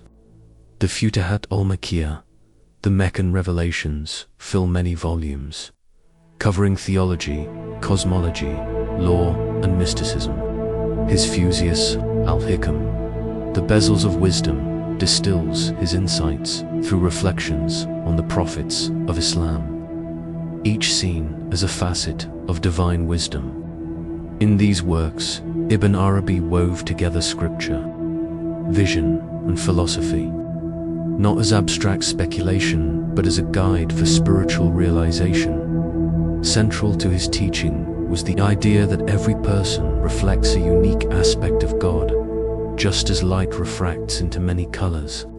The divine truth shines differently in each soul. To know oneself fully is to discover the particular name of God that one embodies. Self-knowledge, therefore, becomes a doorway to divine knowledge. This idea resonates with the famous saying of the Prophet, "He who knows himself knows his Lord."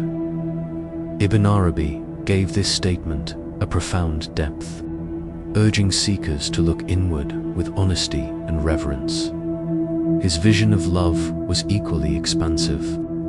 In one of his poems, he wrote, "My heart has become capable of every form. It is a pasture for gazelles, a convent for Christian monks, a temple for idols, the Kaaba of the pilgrim. I follow the religion of love, wherever love's camels turn.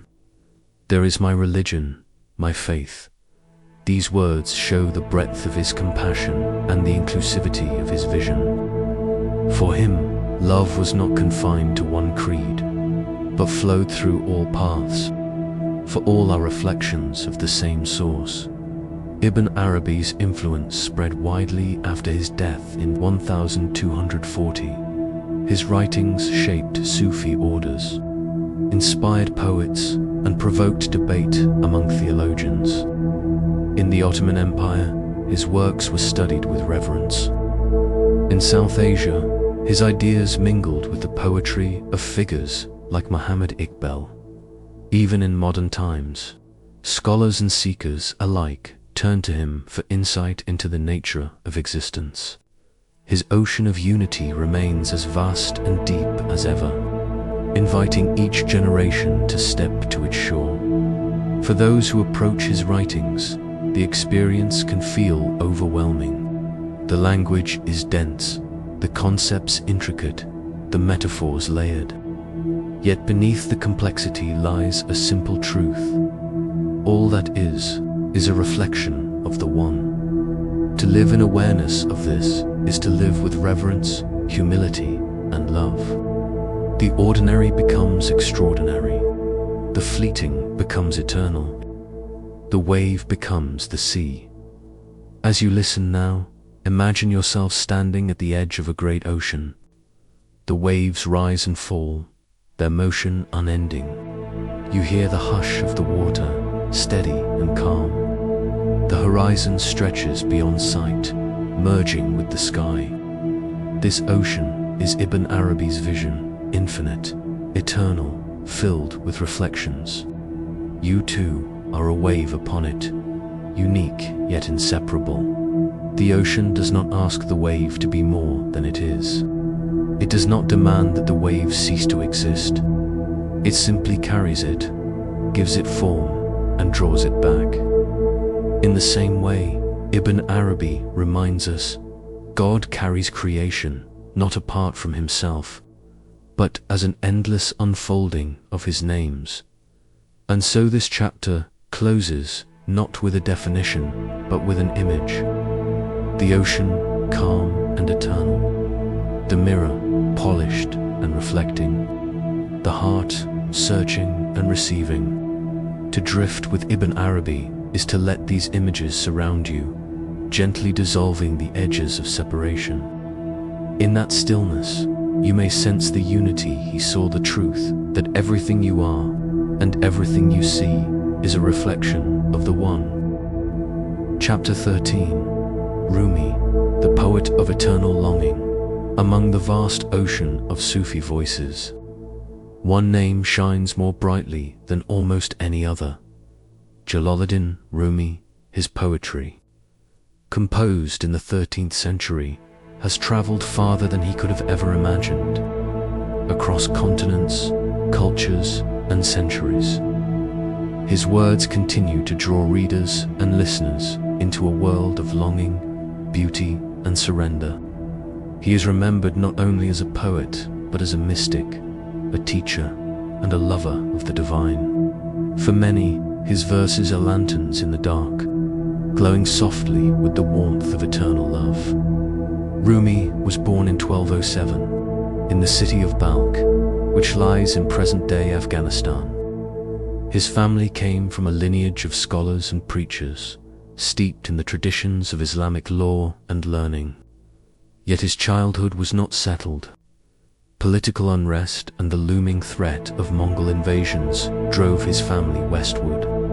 They journeyed across Persia and Arabia, spending time in cities alive with scholarship, before finally settling in Konya, in present-day Turkey. There, Rumi grew into the role of a respected teacher, steeped in law, theology, and spiritual counsel. In these early years, his path appeared to be that of a traditional scholar. He taught at a madrasa, gave sermons, and guided students. His knowledge was admired, his reputation secure. But the turning point of his life, the event that ignited his poetic voice and reshaped his destiny, came through an encounter. It was the meeting with Shams of Tabriz, a wandering dervish whose presence burned like a flame. Accounts of their first meeting vary, wrapped in the cloak of legend. Some say Shams posed a single piercing question that shattered Rumi's certainties. Others described their encounter as a recognition, a collision of souls who saw one another more deeply than any words could express. What is certain is that from the moment they met, Rumi was transformed. Shams was not a teacher in the ordinary sense. He was a mirror, a spark, a presence that drew Rumi into the fire of love for the divine. Their companionship was intense and, to some, unsettling. Rumi, once a sober scholar, now became a man aflame with poetry, music, and ecstasy. He composed verses that flowed like rivers, filled with longing for the beloved. His disciples were astonished, sometimes even disturbed, by the change. Whispers of jealousy surrounded Shams, and his mysterious disappearance, whether by departure or by death, only deepened the wound in Rumi's heart. It was in that absence that Rumi's poetry blossomed most fully. His grief became a fountain of verses, each one an expression of longing, of seeking, of union and separation. In his words, the beloved is sometimes Shams, sometimes God, sometimes both at once, a reminder that human love can open the soul to divine love, and that longing itself can be a form of worship. Rumi's most celebrated work, the Mathnoi, stretches across 6 volumes and tens of thousands of lines. Often called the Quran in Persian, it is not a book of doctrine but a vast river of stories, parables, reflections, and prayers. Through fables of animals and tales of kings, through moments of humor and flashes of sorrow, he leads the reader toward a single truth, that all longing is a call to return to the source. Another collection, the Divani Shamsi Tabrizi, carries the intensity of his grief and his love for Shams. These poems overflow with passion, at times wild, at times tender, always circling back to the theme of love as the soul's true home. His ghazals, lyrical and musical, speak of intoxication, of burning, of surrender, the language of a heart undone by nearness to the infinite. In his imagery, Rumi turned to the ordinary world around him, the night sky, the turning seasons, the silence of dawn. He used simple things to speak of profound realities. The reed flute, hollow and empty, becomes a symbol of the soul's lament for its separation from its source. The tavern and the wine are images of divine intoxication, where ecstasy dissolves the boundaries of self. The dance, slow and turning, becomes the soul's movement in harmony with the universe. Night, for Rumi, was not a time of fear, but a friend. In the silence of night, the heart can hear what daylight obscures. Silence too was a teacher, a reminder that words can only point, but it is in stillness that truth is tasted. Even longing itself, the ache of absence, became for him a form of closeness. To yearn is already to be bound to the beloved. Rumi's influence spread quickly in his lifetime and grew even more after his death in 1273. His followers established the Mevlev order, known for the whirling dance of the dervishes. This turning is not performance, but prayer, a physical echo of Rumi's vision, the soul revolving around the axis of divine love, arms open to heaven and earth. His tomb in Kanya became a shrine, visited by seekers from across the world, and remains a place of devotion to this day. What makes Rumi enduring is not only the beauty of his words, but their universality. Though rooted in Islamic mysticism, his poetry speaks across traditions. He writes of love, of longing, of the human heart's ache for what is eternal, themes that resonate wherever there are souls who seek.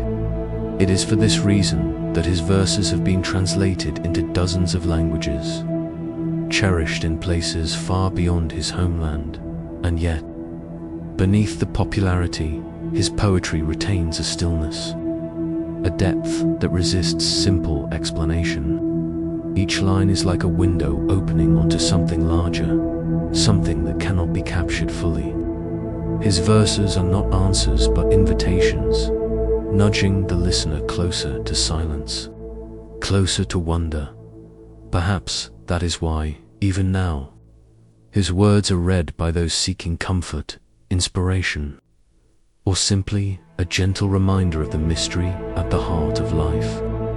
In his poetry, one can feel both the fire of longing and the calm of surrender.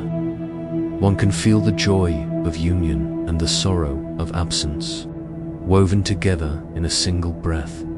If you listen carefully, You may hear in his verses not only the voice of a 13th century mystic, but the echo of your own heart's yearning. For his poetry is not about him alone. It is about the universal human desire to belong, to dissolve into something greater, to return home at the end of his life.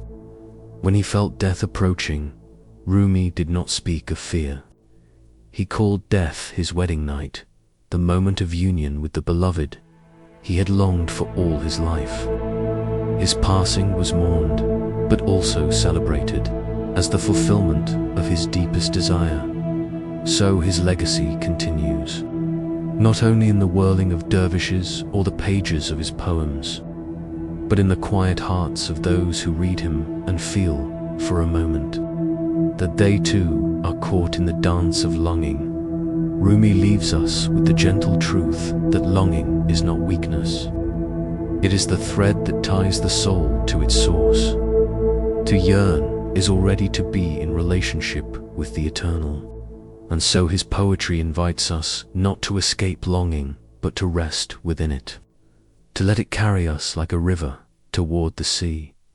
And as the night deepens, his words remain like lanterns on the path, soft, steady, glowing with a light that is not of this world. For in the end, Rumi does not answer the mystery. He only whispers, is the longing in your heart a sign of distance? Or is it already the touch of the beloved? Chapter 14. The role of music and summer in Sufi practice. In many corners of the Sufi world, music was never merely entertainment. It was a doorway, a subtle passage into the heart, where sound and silence met in a rhythm older than memory. To understand the role of music in Sufi practice is to step into that threshold, where words, tones, and breath carried seekers beyond the world of form. The word sama means listening, but in the Sufi path, listening was never passive. It was a sacred act, a way of letting sound touch the soul more deeply than thought could ever reach. In summer gatherings, seekers would gather quietly, often after prayers, and allow music and poetry to unfold like a slow stream through the night. The reed flute would sigh, the drum would pulse softly, and voices would rise in chorus, weaving verses of longing, love, and remembrance. For the Mevlev order, founded in the spirit of Jalaluddin Rumi, Sama became a central practice. The whirling ceremony, the sema, was itself a form of listening, not just with the ears, but with the whole body. The turning of the dervishes, the steady beat of the drum, the recitation of sacred poetry, all of these merged into an atmosphere where one did not simply hear, but dissolved into hearing. Sama, in this sense, was the art of being carried. In other orders, Sama was quieter, more intimate. A handful of seekers might gather with a single flute or drum, listening to ghazals and qasidas, lyrical poems that spoke of divine love and separation. These poems often borrowed the language of earthly love, describing the pain of longing, the sweetness of union, the fire of distance, and the joy of presence. Yet, beneath the imagery, listeners recognized a higher meaning. The beloved was not a person of this world, but the eternal friend, the one who calls each soul home. Sufi masters often debated the place of music. Some scholars feared its power, worrying that it might lead hearts astray into indulgence. But others defended it as a sacred tool, reminding their students that music itself is neutral. It is the state of the listener that determines its effect. When a heart is weighed down by worldly desire, music may stir restlessness. But when a heart is polished with remembrance, the same notes can become wings, lifting the soul into presence. The great mystic Abu Hamid al-Ghazali wrote extensively about Sama in his Revival of the Religious Sciences. he described how music could awaken what already sleeps inside the heart. If love of God lies hidden within, a verse or a melody can bring it alive, like the spark that sets fire to dry wood. But if the heart carries only distraction, the same sound may awaken nothing but idle passion. Thus, the question was never whether music was good or bad, but whether the listener was prepared for what it might awaken. At Sama gatherings, silence was as important as sound. After a song, the assembly might fall into stillness, each person inwardly touched in a different way. Some wept quietly, some swayed in trance, others sat motionless, letting the echo of the words settle deep inside. It was said that the truest Sama happens not during the song, but in the silence that follows, when the heart itself continues the music without instruments. Imagine, for a moment, such a night.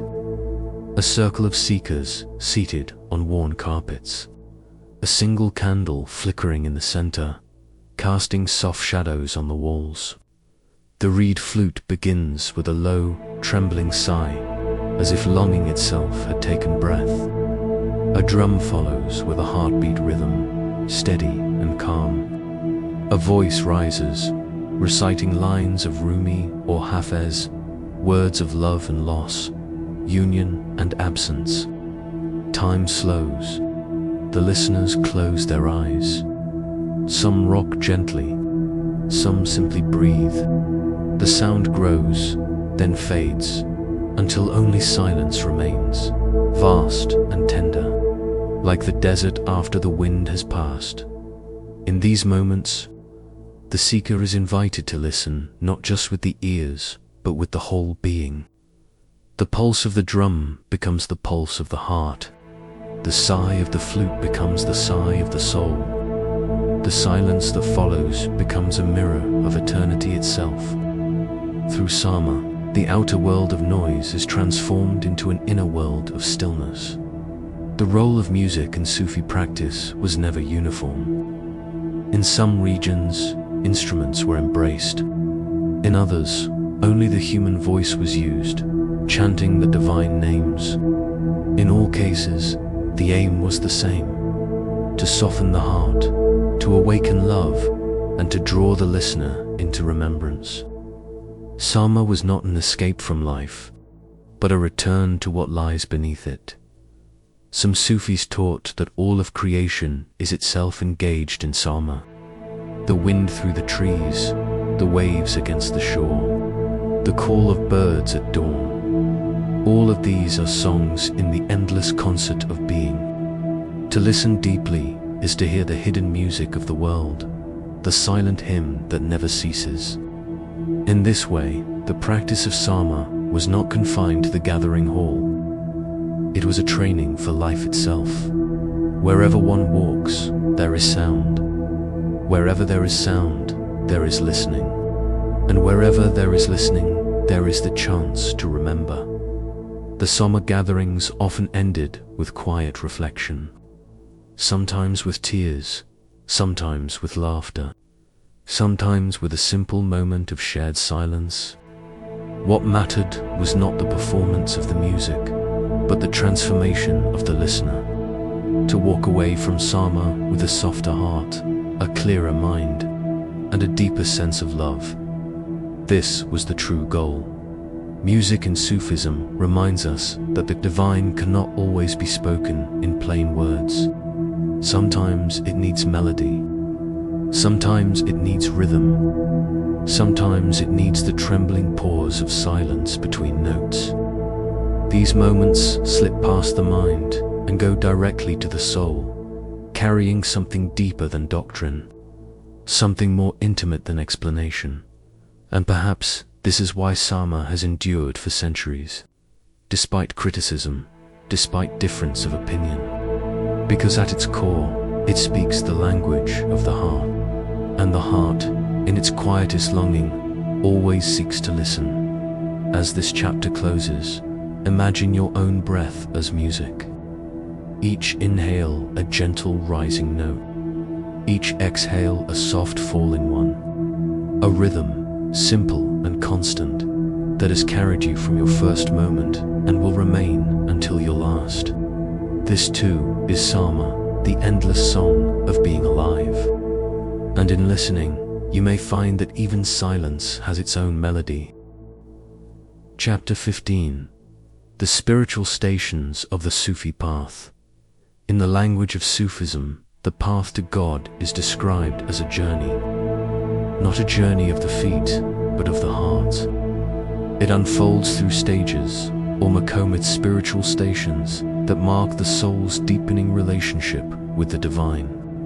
Unlike the fixed rungs of a ladder, these stations are not climbed in strict order.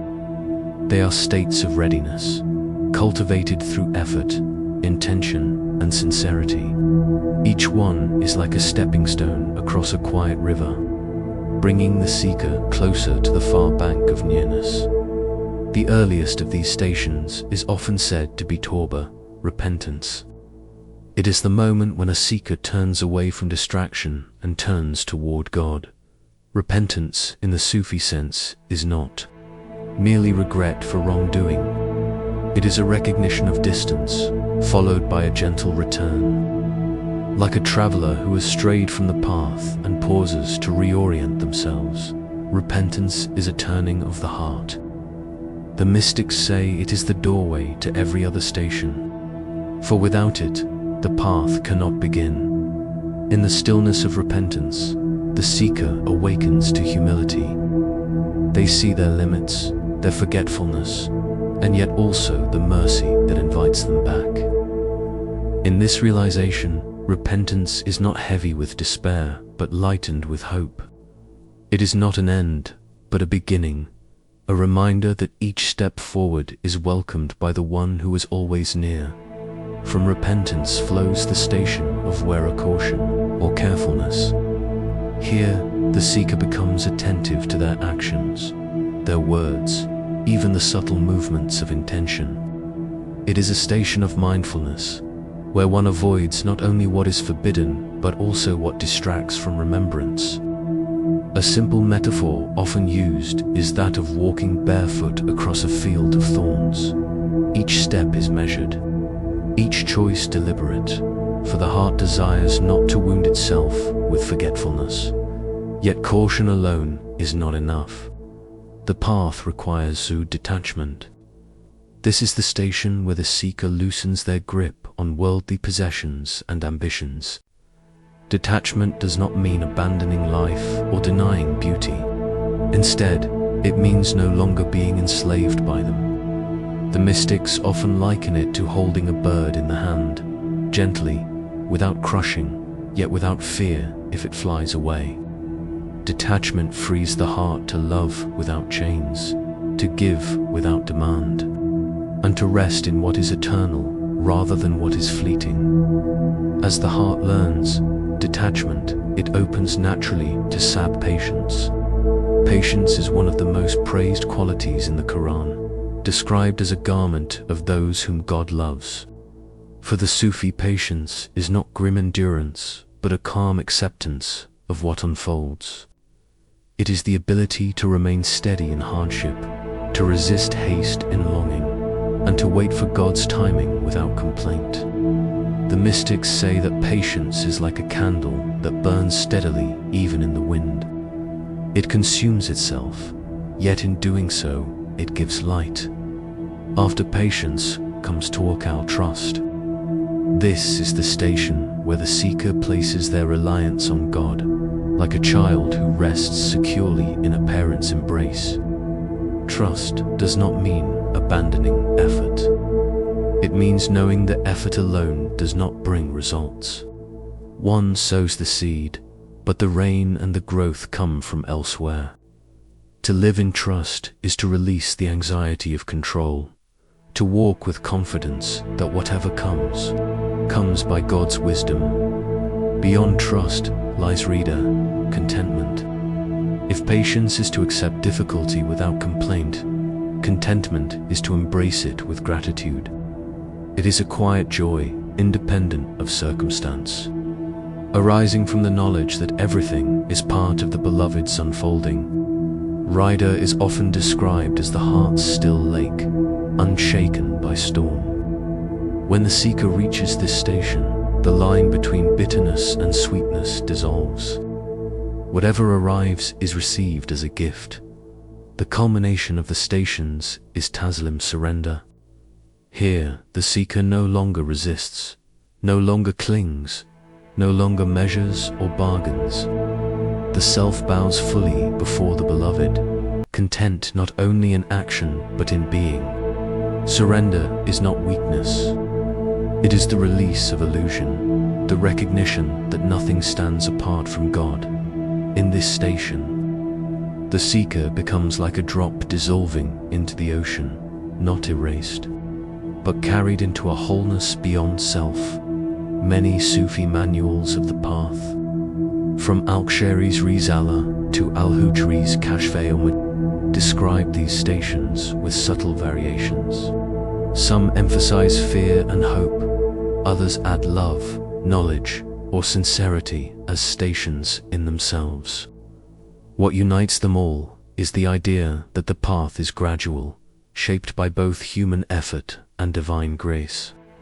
The seeker does not leap immediately into union. They walk, stumble, return, and continue, each station softening the heart for what comes next. These stages also reflect a rhythm of balance. Repentance pulls the seeker back from pride, while trust lifts them from despair. Detachment frees them from clinging, while gratitude roots them in joy. Together they form a map, not rigid, but fluid, a reminder that the journey is not about arrival, but about continual turning, continual refining, continual remembering to imagine the stations. One might picture a river at twilight. Smooth stones lead across the water, each one steady, each one necessary. The traveler steps slowly, feeling the coolness beneath their feet, pausing to breathe, then moving again. The far bank is hidden in mist, but the path across is present, one step at a time. And yet, the mystics remind us that even these stations are not the end. They are only preparations, cultivated by discipline and effort. Beyond them lie the states of the heart, moments of illumination and intimacy that cannot be earned but only given. The stations are the offering of the seeker. The states are the gift of the beloved. Still, the stations matter. They train the soul, steady the steps, and prepare the heart to recognize the touch of grace when it comes. Without repentance, the heart remains closed. Without patience, it breaks in hardship. Without surrender, it cannot dissolve into the ocean of love. Each station is therefore both a step and a mirror. It shows the seeker where they are, what remains, and what they must release. And in each one, there is already a taste of nearness. In repentance, the heart feels God's mercy. In trust, it feels God's protection. In gratitude, it feels God's generosity. And in surrender, it feels God's embrace. The journey through the stations is never linear. One may circle back, repeat, or find themselves dwelling in two at once. It is not a rigid system, but a living relationship. The stations remind us that spirituality is not a sudden leap into perfection, but a gentle unfolding, shaped by effort, patience, and love. At the close of this reflection, one might imagine a seeker resting at the riverbank after many steps. The water flows gently, the stones glisten in the fading light, and the air is still. The far shore remains unseen, yet the path beneath the feet is steady. The Sufi masters whisper, "Walk with care, with trust, with patience." Each station is not only a step toward the beloved, but already a meeting with the beloved. And so the question remains, soft as twilight, is the journey toward God a path you travel? Or is it the gentle unveiling of awareness already here. Chapter 16. The States of the Heart, From Longing to Awareness in Sufi Teaching. The journey of the soul is often described through two parallel paths. One is the path of Mekamot, the stations. These are stages reached through discipline, patience, and effort, repentance, trust, contentment, and others. They are stable, like waypoints on a long desert road. The seeker works, and with time, the station becomes firm. But beyond these stations lies something more subtle, more fleeting. They are called the awal, the states of the heart. Unlike the stations, they cannot be planned or earned by sheer effort. They arrive suddenly, like a breeze across the skin. They pass just as quickly, leaving the seeker quiet and wondering. A state cannot be commanded. It is received, as one receives rain from the sky. These states vary in their texture and tone. Sometimes they bring joy so deep, it feels like light filling the chest. Sometimes they bring awe, humbling the soul in the face of vastness. Sometimes they bring intimacy, a nearness that feels closer than one's own breath. And sometimes they bring longing, an ache that sharpens the awareness of distance from the beloved. Each is a gift, yet none are permanent. The Sufis remind us, do not cling to them. Accept them as signs, but do not mistake them for the destination. One of the earliest writers on this subject was Al-Shari in his famous Risala, or epistle on Sufism. He described the states as waves upon the sea of the heart. The sea itself may be calm or restless, but the waves rise and fall without command. A state of joy might lift the seeker suddenly, like a cresting wave. A state of awe might overwhelm, like a sudden storm. And then, without warning, calmness returns. The seeker learns to ride these movements without fear, trusting that they come from the same divine source. Among the most cherished states is that of shauq, or longing. Longing, in Sufi thought, is not weakness, but a sign of life. To long for the beloved is to recognize that one is not yet home. Longing burns gently, reminding the seeker that the journey continues. Rabia al-Adawiya spoke of longing as a flame, one that consumes all distractions until only desire for God remains. In her prayers, longing was not sorrow but devotion itself, the mark of a heart awake. Another state is uns, or intimacy. This is the tender sense of companionship with the divine. It does not come with fire, but with warmth. In intimacy, the seeker feels that God is nearer than any friend, nearer even than the beating of the heart. In moments of intimacy, loneliness dissolves. The soul rests in the presence of the one it has always sought. Such moments cannot be forced. They arrive quietly, often after long periods of silence and prayer. Then there is harbor, the state of awe. Unlike intimacy, awe reminds the seeker of the vast distance between creature and creator. It is the trembling awareness of God's majesty, so immense that the heart quivers. The Quran describes Moses trembling on Mount Sinai, struck with awe at the presence of the divine. In Sufi thought, awe is not terror, but reverence. It humbles the soul, reminding it of its smallness and the greatness of the One. Illumination, or tajalli, is another state often described in luminous language. The mystics speak of sudden flashes of light within the heart, insights that come unbidden, like sparks in the night.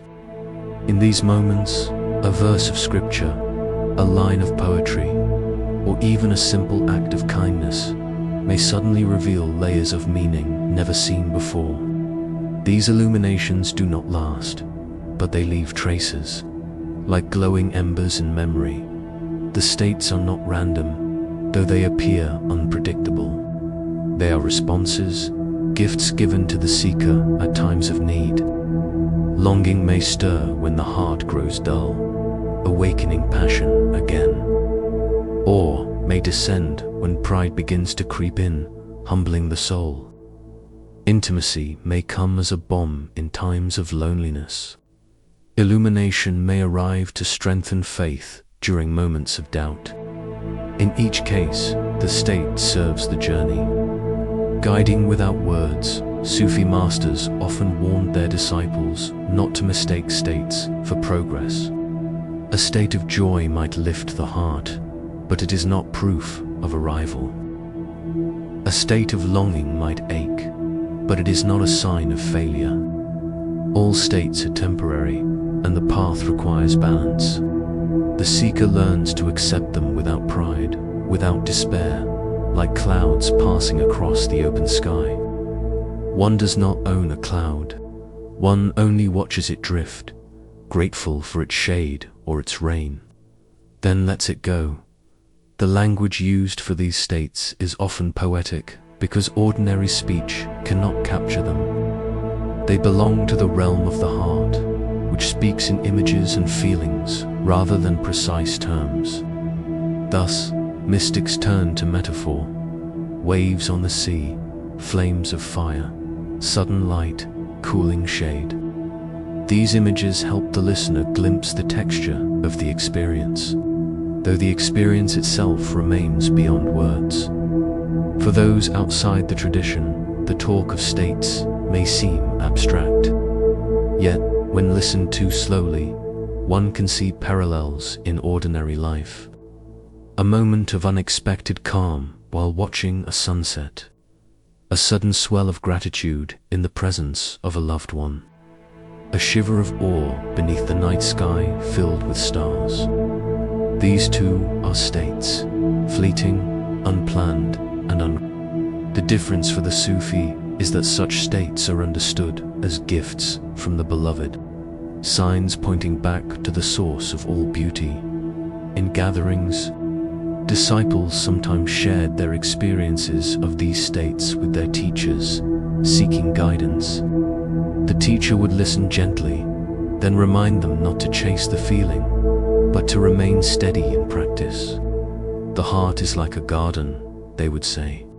Rain may fall or sunlight may blaze, but the gardener must continue tending the soil.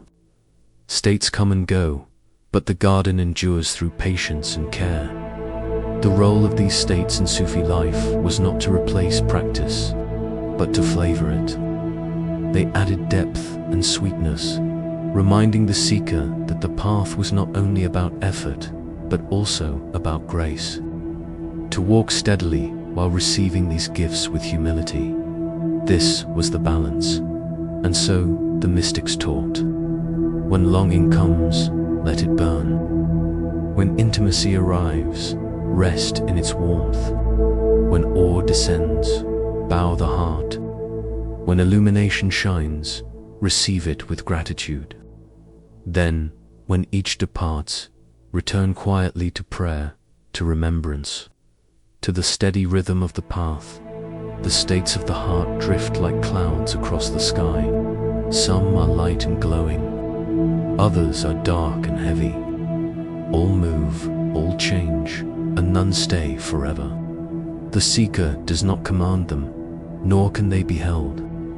They are glimpses, not possessions, and in their passing, they remind the soul that the true nearness is not in the clouds themselves, but in the vast sky that holds them. As this chapter closes, imagine your own inner sky. Thoughts, feelings, and moods drift across it like clouds. Some bright, some shadowed, some gone before you can name them. Beneath them all lies the open expanse of awareness, calm and wide. In this stillness, longing becomes a guide, intimacy a gift, awe a teacher, an illumination a gentle spark. And the heart, steady and soft, learns to rest in the nearness it cannot grasp, but can always receive. Chapter 17. Women in Sufi mysticism, hidden voices of devotion. In the long history of Sufi mysticism, many names rise clearly into view. Scholars, saints, and poets whose words and lives have been preserved in chronicles and celebrated in circles of remembrance. Yet, among these luminous figures, the voices of women are often quieter, sometimes hidden, sometimes overshadowed by the weight of time and culture. But quiet does not mean absent. Across centuries, women have stood at the heart of the Sufi path. Their prayers, their songs, their guidance, and their presence carried the same flame of divine love, sometimes behind closed doors, sometimes in open gatherings, always with a strength that speaks of devotion unbound by recognition. One of the earliest and most celebrated of these women is Rabia al-Adawiya, the saint of Basra. Her life in the 8th century is a story of simplicity and fire. Orphaned, enslaved, and later freed, she chose a life of devotion that rejected worldly comfort. Her prayers, remembered and retold, are among the purest expressions of divine love in Islamic history. She is known for declaring that she wished to love God not out of fear of hell or hope for paradise, but simply for God's own sake. In this, she set the tone for countless seekers after her, men and women alike, reminding them that the highest love is unconditional. Rabia's name shines brightly, but she was not alone. The early Sufi chronicles mention women whose spiritual depth was acknowledged by their contemporaries. Some lived as ascetics, devoting themselves to fasting and prayer. Others were teachers, guiding men and women in the disciplines of remembrance and trust. Their gatherings were places of counsel and prayer, where seekers found strength in their words and presence. Even if their writings did not survive, their lives left a trace, subtle but enduring. In the centuries that followed, women continued to shape the Sufi path. Some became spiritual guides in their own right, entrusted with disciples. In certain orders, the chain of transmission, the lineage linking teacher to student, passed through the hands of women as well as men. Their role was not marginal but essential. Even if history has remembered it less loudly, the great compendium of Sufi lives. Al-Sulami's dhikr and Niswan al-Muta'abidat as-Sufiyat. The memorial of the female Sufi devotees offers a glimpse into this hidden world. Compiled in the 10th century, it records the stories of nearly 80 women known for their devotion. Some were praised for their nights of prayer, others for their tears of longing, still others for their wisdom in guiding fellow seekers. The very existence of this text reminds us that the tradition itself recognized and honored the contributions of women, even if later memory often grew quieter about them. In addition to prayer and teaching, women shaped the devotional culture of Sufism through song and poetry. Their verses carried the same themes of longing, surrender, and intimacy with the divine that run through the works of their male counterparts. Though many of these poems were not preserved, fragments survive in oral traditions and manuscripts. They reveal voices unafraid to speak of love with intensity, of yearning without restraint. To read them is to feel the same burning heart that beats in the lines of Rumi or Hafiz. In some regions, especially in South Asia, women saints became central figures in the life of their communities. Shrines dedicated to women mystics drew pilgrims who sought blessings, healing, or simply the peace of their presence. Stories of their miracles circulated in villages and towns, woven into songs that are sung to this day. These women were not hidden in every sense. In their local settings, they were revered, their memory carried forward by those who felt their touch. The image of women in Sufism is not only one of withdrawal or seclusion. In many accounts, women participated fully in gatherings of dhikr, in sama, in teaching circles. Some were praised for their eloquence, others for their depth of silence. The path of love does not distinguish between genders. What matters is the sincerity of the heart, the willingness to let go of self and draw near to the beloved. And yet, their presence often carried a quality of quietness, not because their devotion was less, but because it did not always seek the stage of public recognition. Much of their power lay in unseen acts, a whispered prayer in the night, a word of counsel to a troubled seeker, the steady endurance of hardship borne with trust. These hidden forms of devotion are like roots beneath the soil, unseen but essential, drawing water that nourishes the whole tree. When reflecting on women in Sufi mysticism, one must also pause on the paradox of memory. The Sufi path speaks often of annihilation of the self, of dissolving into the love of God. Perhaps, then, the fading of names into silence is not only loss, but also a reflection of the very truth they lived, that the seeker disappears so that only the beloved remains. Yet, even within that disappearance, their presence is felt in the continuity of the tradition, in the fragrance of devotion that lingers. Consider the image of a lamp burning in a quiet corner of a shrine. Few may see it directly, but its light softens the space, its warmth fills the air. Women in the Sufi path have often been such lamps, steady, radiant, illuminating without needing to be seen in our time. As scholars recover manuscripts and communities retell forgotten stories, more of these voices are returning to the surface. They remind us that the Sufi path has never been the domain of one gender alone. It has always been woven from many lives, each carrying a flame, each offering a unique form of love. To listen to their presence is to be reminded of the many shapes devotion can take. Loud or quiet, public or hidden, it is the sincerity of the heart that matters. The prayers of women, whispered in kitchens, sung in gatherings, or carried in silence through hardship, are as much part of Sufism's heartbeat as the great volumes of poetry and philosophy. As this chapter draws to stillness, imagine a circle of seekers gathered in the hush of night. Among them are women and men, each reciting, each remembering, each longing. The voices blend into one another, indistinguishable, as though all are speaking with a single heart. The distinctions of gender, of role, of recognition fade into the background. What remains is devotion, pure and simple, rising like incense into the unseen. And so we are left with a quiet reflection. If devotion is a flame, does it matter whose hand holds the lamp? Or is it the light itself that guides the way? Chapter 18. Sufi Symbolism, the Rose, the Wine, and the Beloved.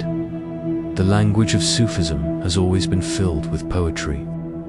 While scholars of law spoke in rules and obligations, the mystics spoke in images. They reached for symbols because ordinary speech could not contain the depth of what they felt. To speak of God directly was difficult and often dangerous.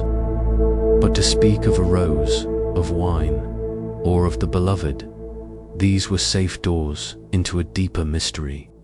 Each symbol carried meanings that touched the heart without the need for explanation. The rose is perhaps the most enduring image in Sufi verse. Its beauty, its fragrance, its softness, all suggested the delicate nearness of the divine. Yet every rose has thorns. The path of love, the poet said, is filled with sweetness, but also with pain. To reach the heart of beauty, one must risk being wounded.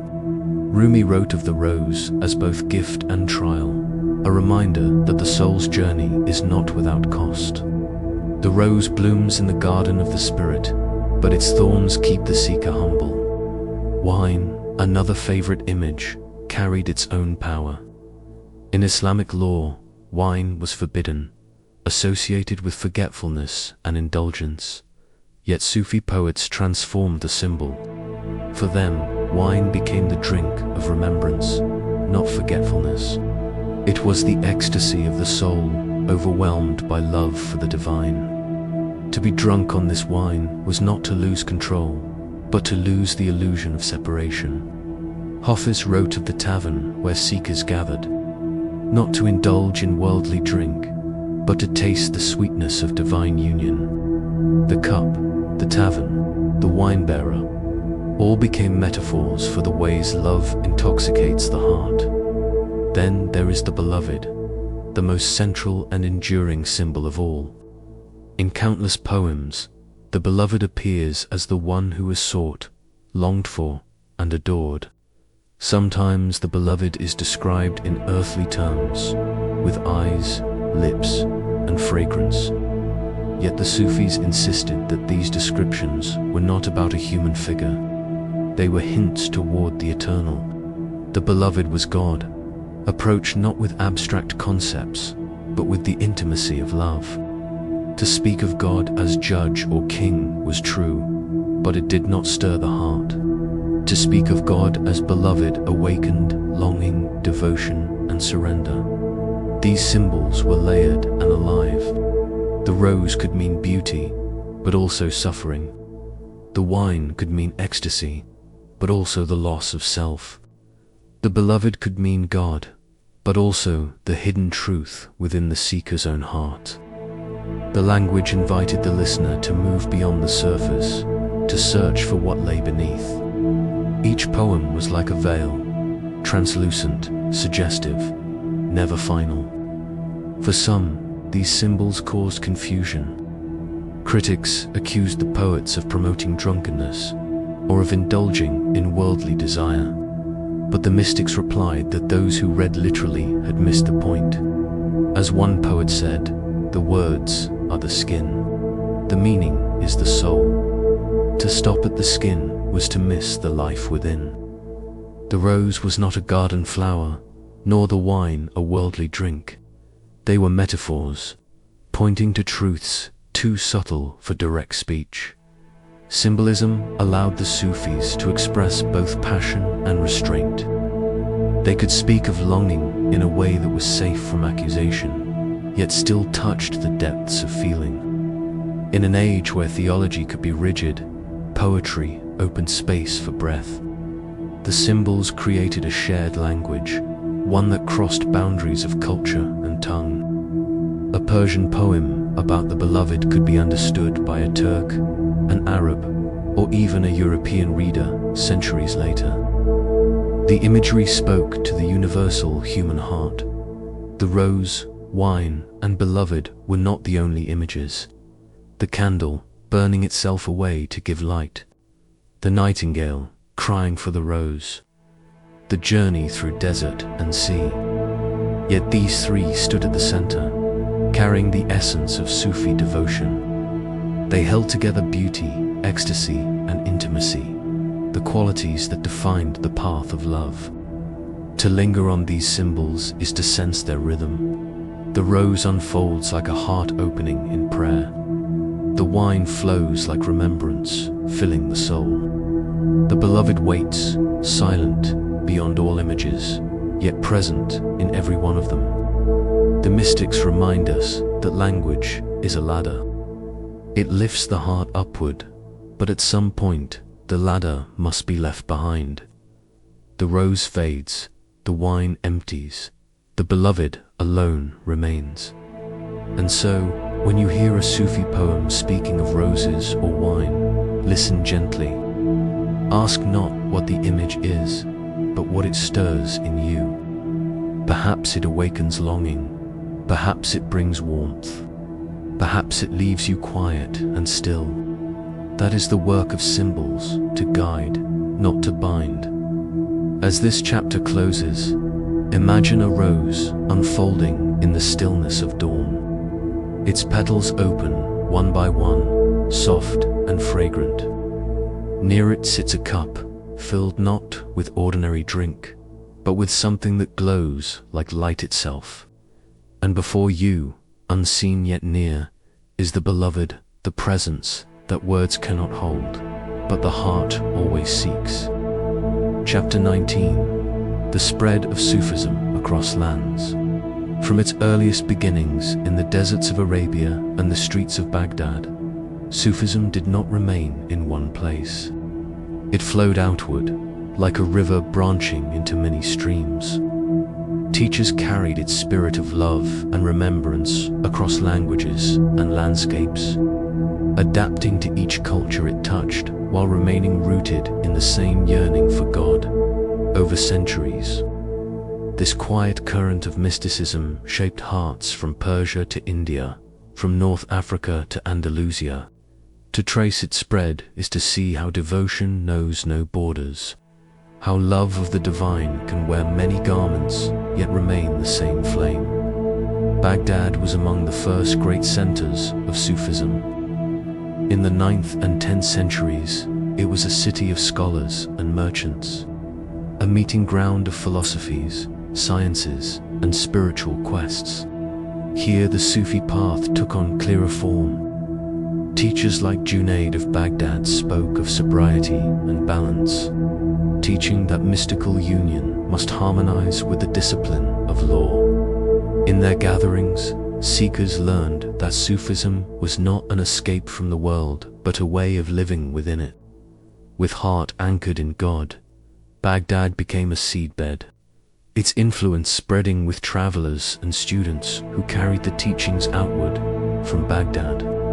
The current of Sufism flowed eastward into Persia.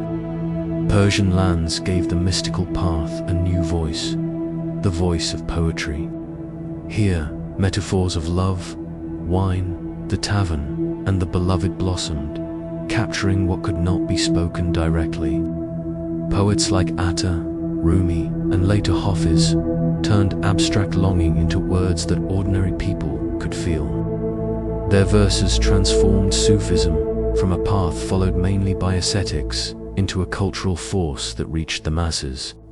In the marketplaces and the courts, in homes and shrines, Persian poetry made mystical love both intimate and universal. Persia also saw the rise of organized orders. The Khwajagan, the early circle that would give rise to the Naqshbandiya, emphasized silent remembrance and inward discipline. The Qadariya, founded in Baghdad but carried into Persian lands, became known for its emphasis on generosity and service. These brotherhoods created networks that stretched across regions, linking disciples through shared rituals and lineages southward. In the lands of Egypt and North Africa, Sufism found fertile ground. Here, the path intertwined with local traditions of learning and devotion. Saints like Abu Mardian of North Africa became renowned as guides whose wisdom shaped both urban centers and desert tribes. His influence spread widely, and many North African orders trace their roots to his teachings.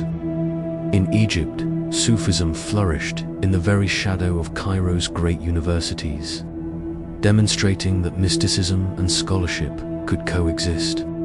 Shrines to saints became places of pilgrimage, where people from every walk of life came to seek blessing, healing, or simply the peace of presence. Moving westward, Sufism crossed into Andalusia, where Muslim Spain became a crossroads of cultures. Here, Sufi thought mingled with philosophy, art, and music, contributing to the flowering of Andalusian civilization. Figures like Ibn Arabi, born in Murcia, carried the path into new depths of metaphysical vision. He spoke of the unity of being, seeing the divine reflected in all forms of existence. His teachings would echo far beyond Spain, shaping mystical thought across the Muslim world and even influencing Christian and Jewish mystics who lived alongside Muslims in that land. Andalusia became a reminder that Sufism was not isolated but engaged with the wider currents of thought and beauty. Eastward again, the path traveled into Central Asia and India. In these lands, Sufism became a bridge between cultures and religions. The Chishti order in India emphasized love, hospitality, and music. Their gatherings of Sama, where poetry and song lifted hearts into remembrance, drew not only Muslims but Hindus and others as well. In towns and villages, the shrines of Chishti saints became centers of community, places where the poor were fed and the weary welcomed. Through this openness, Sufism became one of the most powerful vehicles of Islam's spread in South Asia. Yet it did so without coercion. It was love, not force, that carried it forward in Central Asia. The Naqshbandiya grew strong, stressing silent remembrance, discipline, and guidance through everyday life. Their influence reached rulers and merchants alike, creating a strand of Sufism deeply embedded in social structures while maintaining a strong focus on inward purity. From these heartlands, the Naqshbandiya would eventually extend even further, into the Ottoman Empire, into India, and later across the world. As Sufism traveled, it absorbed and reflected the cultures it entered. In Turkey, the Mevlevi order, inspired by Rumi, developed the whirling dance as a form of devotion, a ritual of motion symbolizing the soul's orbit around the divine. In sub-Saharan Africa, Sufi brotherhoods like the Tijaniya blended with local traditions, becoming powerful social and spiritual forces. In each place, the path retained its core: love of God, remembrance, humility, while taking on new colors, new rhythms, new expressions. The spread of Sufism was not only geographical, but also social. It reached kings and commoners, scholars and artisans, women and men. It flourished in courts where rulers sought legitimacy through saintly guidance, and in villages where the shrine was the heart of daily life. Its universality lay in its accessibility. Anyone, regardless of learning or station, could turn inward, remember, and love. But with growth came questions. Some critics worried that Sufism's poetic metaphors blurred the lines of doctrine. Others feared that shrines and saint veneration strayed into excess. At times, reformers sought to bring Sufism back to sobriety, while mystics reminded them that without love, religion risked becoming hollow. These tensions shaped Sufism as much as its expansions, keeping it dynamic, contested, alive. To picture the spread of Sufism, one might imagine lanterns being carried from one place to another. In Baghdad, the first lights glowed. In Persia, they became jeweled lamps of poetry. In Andalusia, they shone against the backdrop of philosophy and art. In India, they illuminated music and hospitality. In Africa, they burned brightly in communal life. Each lantern was distinct, yet all were lit from the same flame, the flame of love, of remembrance, of longing for God. And yet, the Sufis would remind us, the spread was never truly about lands, or orders, or shrines. It was about hearts. A single heart awakened can carry the whole path, no matter the continent. The geography of Sufism is not only maps and trade routes, but also the inner geography of souls. Baghdad, Persia, India, Andalusia, these are not just places in history. They are reminders that wherever a heart turns sincerely to God, the path has already arrived. As this chapter closes, one truth lingers softly: love does not need borders, and devotion does not belong to one land. The Sufi path moves wherever the seeker is ready to walk. Chapter 20. Sufi Mysticism in South Asia. When Sufism spread eastward, it did not remain confined to the borders of Arabia or Persia. It traveled with merchants, scholars, and mystics into the wide and varied landscapes of South Asia. There, amid temples and palaces, rivers and deserts, it took on new colors and sounds. India, Pakistan, and Bengal became lands where Sufi teachings sank deep roots, not only as private devotion, but as public culture. Shrines rose where saints were buried. Poetry flourished in languages of the people, and music, with its rhythms and chants, carried the spirit of remembrance into crowded courtyards and open skies in Delhi.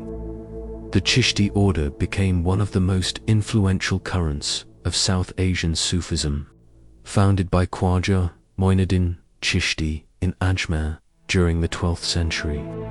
This order emphasized love, service, and hospitality. Its saints welcomed people of every background. They did not demand conversion, nor did they restrict access to their gatherings. Instead, they opened their doors to anyone who came in search of comfort. Over time, their conkas or lodges became centers of both spiritual life and social welfare.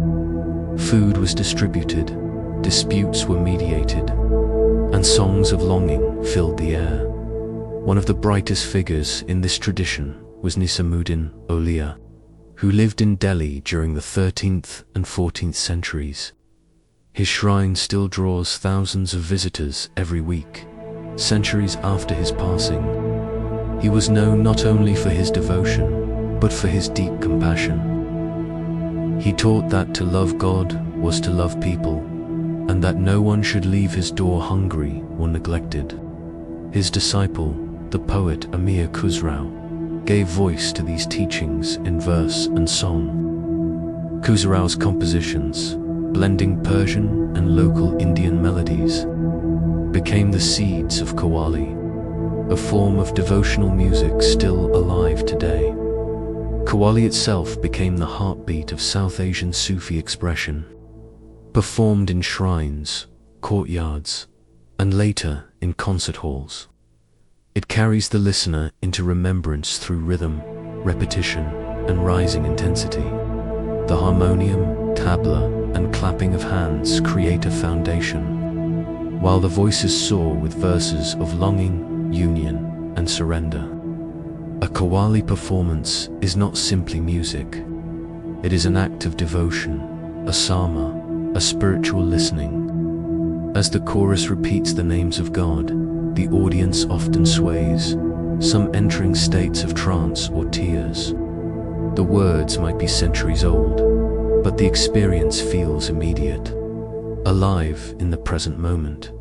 Across the Punjab, another voice rose centuries later. Bulleh Shah, an 18th century poet and mystic. His verses, simple yet piercing, still echo in the songs of folk singers and Bulleh Shah used the language of the people, Punjabi, to speak of love beyond boundaries. He challenged rigid divisions of caste, creed, and ritual. His poems speak of the inner path, where the true temple is the heart. Tear down the mosque, tear down the temple, one of his famous lines begins. But do not break the human heart, for that is where the beloved lives. His words, sung to the rhythm of drums and strings, carry both defiance and tenderness. South Asian Sufism thrived not only in the courts and cities, but also in rural landscapes. Shrines appeared in villages and along trade routes, often becoming places of gathering for farmers, traders, and travelers. These dargas, as they were called, became woven into the rhythm of life. Pilgrims came to ask for blessings, for healing, or simply for peace. Annual festivals, known as Urs, celebrated the death anniversaries of saints as their wedding night with the divine. These gatherings overflowed with music, poetry, food, and a sense of shared belonging that crossed lines of class and religion. The fusion of Sufi mysticism with local culture created a rich tapestry. Persian poetic forms blended with Indian ragas, Arabic invocations mixed with vernacular proverbs. Mystics drew imagery not only from the Quran, but from the rivers, fields, and monsoon rains of South Asia. The result was a spirituality both universal and particular, rooted in the soil of the land yet reaching toward the eternal. Over time, Sufism in South Asia also played a role in shaping broader society. Many rulers and emperors sought the blessings of saints, recognizing their influence among the people. At times, Sufis resisted royal power, choosing poverty over patronage. At other times, they advised courts, urging justice and compassion. But their lasting impact was not in politics. It was in the enduring culture of devotion, song, and poetry that still moves hearts today. The voices of Nisamuddin, Aulia, Amir Khusrau, and Bulleh Shah are not relics of the past. Their words are sung daily, their shrines alive with visitors. The Qawwali, with its waves of sound rising and falling, remains a living bridge between centuries. Whether in a crowded shrine in Delhi or a modern stage in Lahore, the effect is the same. The rhythm builds, the voices repeat, and the listener is drawn into remembrance, as if the heart itself has joined the chorus. South Asian Sufism reminds us that mysticism is not confined to solitary silence. It can also be shared, communal, carried in melody and rhythm. It teaches that longing for the beloved can be voiced in song, danced in gathering, and remembered in the daily life of a community. The shrines and songs are not distractions from the path. They are the path itself, lived in color, sound, and presence. As this chapter comes to rest, imagine yourself seated in a courtyard at dusk. Lamps flicker. A circle of musicians begins to sing. The harmonium plays a slow opening. The tabla beats like a steady heart. Voices rise together, repeating the words of a saint long gone, yet alive in every note. The sound washes over you like waves on a shore, again and again and again, until all that remains is rhythm, remembrance, and the quiet pulse of love. Chapter 21, Sufism in Andalusia. A meeting of worlds in the soft light of medieval Spain. Known in Arabic as Al-Andalus, cultures lived side by side in a way that still captures the imagination. The centuries between the 8th and 15th were marked by a delicate weaving together of Muslim, Christian, and Jewish life. Cities such as Cordoba, Seville, and Granada became not only centers of trade and power, but also sanctuaries of learning, poetry, and philosophical dialogue. Within this vibrant world, Sufism found a unique place here. The mystical path of Islam encountered the wisdom of Jewish Kabbalists, Christian mystics, and philosophers of many traditions. It was not always peaceful. History records its conflicts and tensions. But within the exchanges of thought, something remarkable took shape. Andalusia became a living example of how mysticism can cross boundaries, allowing seekers of different faiths to glimpse a shared horizon. At the heart of this meeting stood the Sufi masters, who carried teachings westward from Baghdad and North Africa. Among them was Ibn Masara, an early Andalusian mystic of the 10th century, whose writings hinted at a blend of Islamic spirituality with Neoplatonic philosophy. Though his school was small and often criticized, he opened the door to an Andalusian tradition of mystical thought. Later figures would walk through that door. deepening and expanding the dialogue. One of the most luminous was Ibn Arabi. Born in Murcia in 1165, he became known as the greatest master, al-Shaykh. His vision of divine unity, the idea that all existence reflects the One, left a deep imprint not only on Islamic thought, but also on wider currents of philosophy. Ibn Arabi traveled from Spain to North Africa and then to the Middle East, but his Andalusian beginnings shaped his imagination. In Cordoba, he encountered scholars of many traditions, and in Seville, he engaged with poets, jurists, and philosophers. He wrote of love as the supreme path to God, declaring that his heart had become a temple for every faith. His words carried the essence of Andalusia, a land where diversity could reveal unity. The Jewish tradition, too, was flourishing in Andalusia. Thinkers like Moses, Ibn Ezra, and Judah Halevi wrote of longing for God in ways that echoed the language of Sufi poets. Later, the Kabbalah, with its imagery of divine emanations and mystical ascent, would show striking parallels to Sufi metaphors of the heart's journey. Scholars debate whether this was direct influence or a shared drawing from older wells of Neoplatonism. But what is clear is that Jewish and Muslim mystics lived close enough to overhear one another's prayers.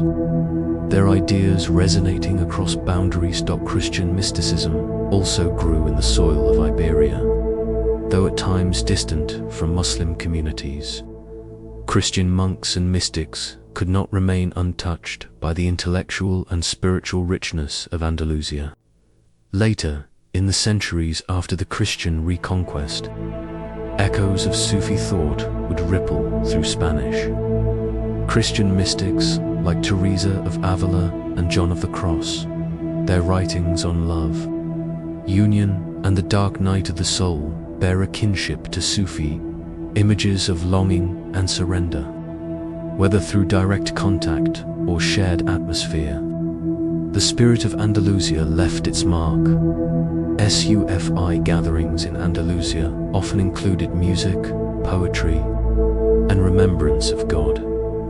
These were not isolated events, but part of the cultural fabric of cities where art and scholarship flourished.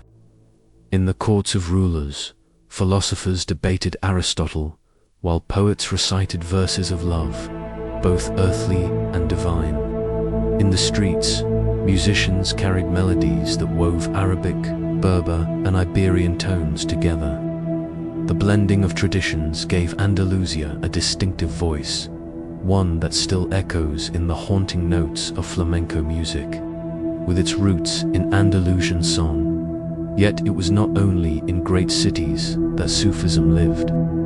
In villages and small towns, saints and teachers guided local communities, offering spiritual comfort amid the challenges of daily life.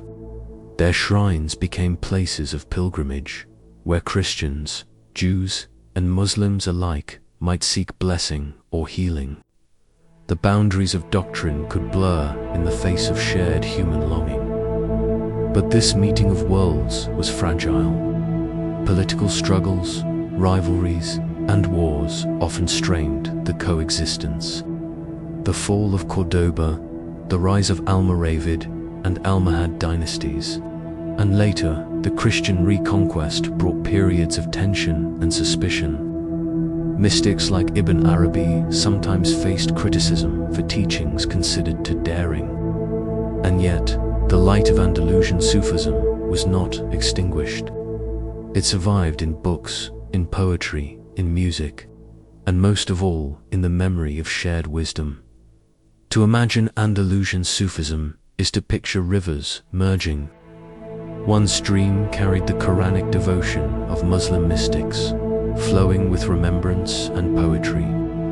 Another stream carried the philosophical reasoning of Greek heritage, filtered through Arabic and Latin. Still others brought the prayers of Jewish poets and the meditations of Christian seekers. Where these waters met, a wider river formed, not always calm, but always fertile. The legacy of Sufism in Andalusia is not only historical. It offers a vision of what happens when devotion and intellect, art and mysticism live in proximity.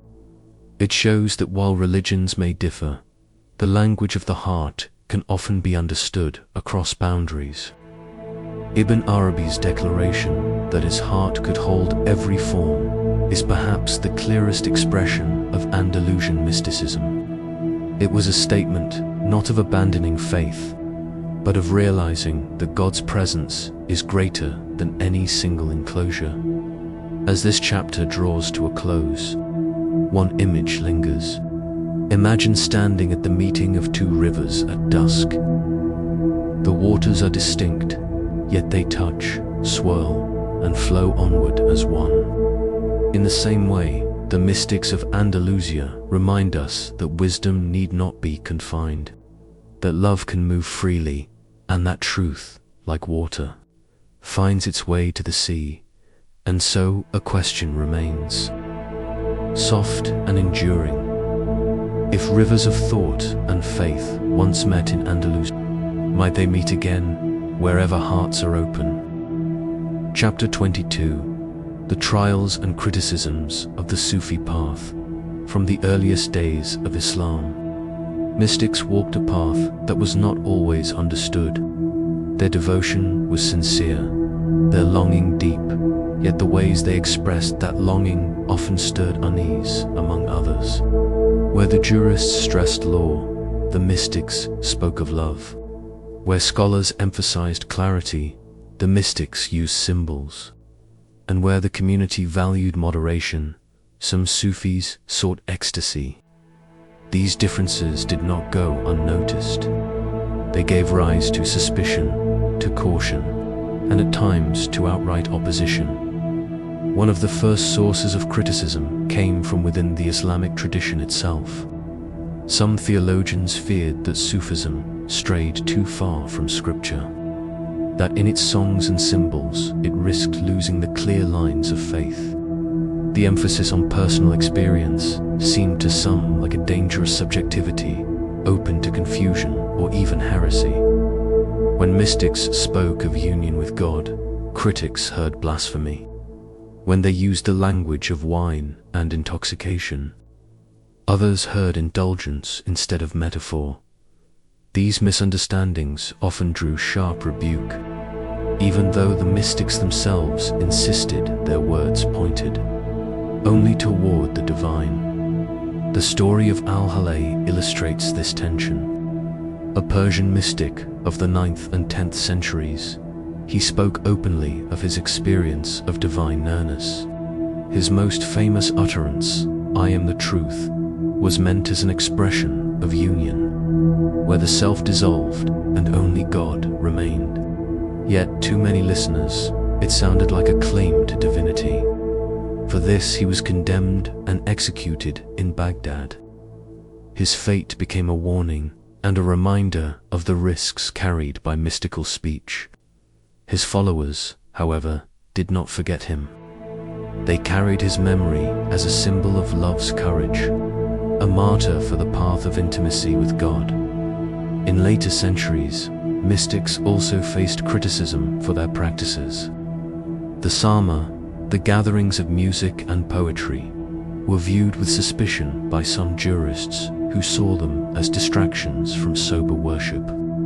The whirling dances of the Mevlevis, the loud rhythms of Qawwali in South Asia, the poetry of longing sung in marketplaces.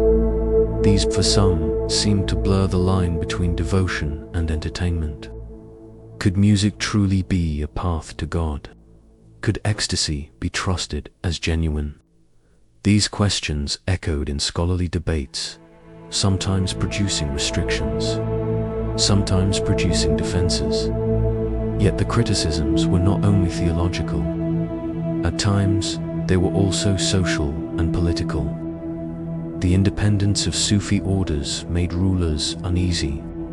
The loyalty that people gave to saints and their shrines sometimes rivaled the authority of courts and kings. When a saint's blessing could sway the hearts of villagers, or when his lodge offered food more generously than the palace, rulers took notice. Some sought to patronize Sufis, to bind them to power. Others tried to curb their influence.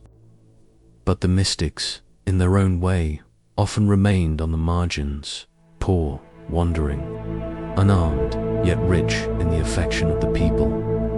There were also debates from within. Not all who called themselves Sufi were regarded with respect by their peers. Some were accused of excess, of chasing visions rather than truth, of using the cloak of mysticism for personal gain. Sufi masters themselves warned against false guides and empty displays of ecstasy. They emphasized discipline, humility, and adherence to the ethical core of Islam. The trials, then, were not only from outside critics, but from the constant need to purify the path itself. Despite these challenges, the flame of Sufism did not go out. In fact, the very criticisms often refined its practice. Mystics learned to cloak their words in poetry, to speak in metaphor where plain speech might endanger them. They found ways to harmonize love and law, to show that devotion to God's beauty need not contradict obedience to His commands. Some took refuge in small communities, quiet circles of remembrance. Others carried their message more openly, trusting that truth would defend itself. And yet, the question remains: why did the mystics persist when the cost could be so high? Perhaps it is because their experience was too overwhelming to silence. For those who felt the nearness of God as a burning within the heart, no rebuke could erase it. The longing itself became proof, stronger than fear. Their songs continued to rise, their symbols to unfold, their gatherings to swell with the sound of devotion. Today, when one visits a Sufi shrine or listens to one is also hearing the survival of a tradition tested by centuries. Every note, every verse, carries with it the memory of trial and endurance. The candle has been buffeted by winds of law, of power, of suspicion, yet it has not gone dark. It flickers still, fragile yet steady. As this chapter closes, imagine a single flame in the night. Around it, the wind howls, the shadows move, yet the light holds.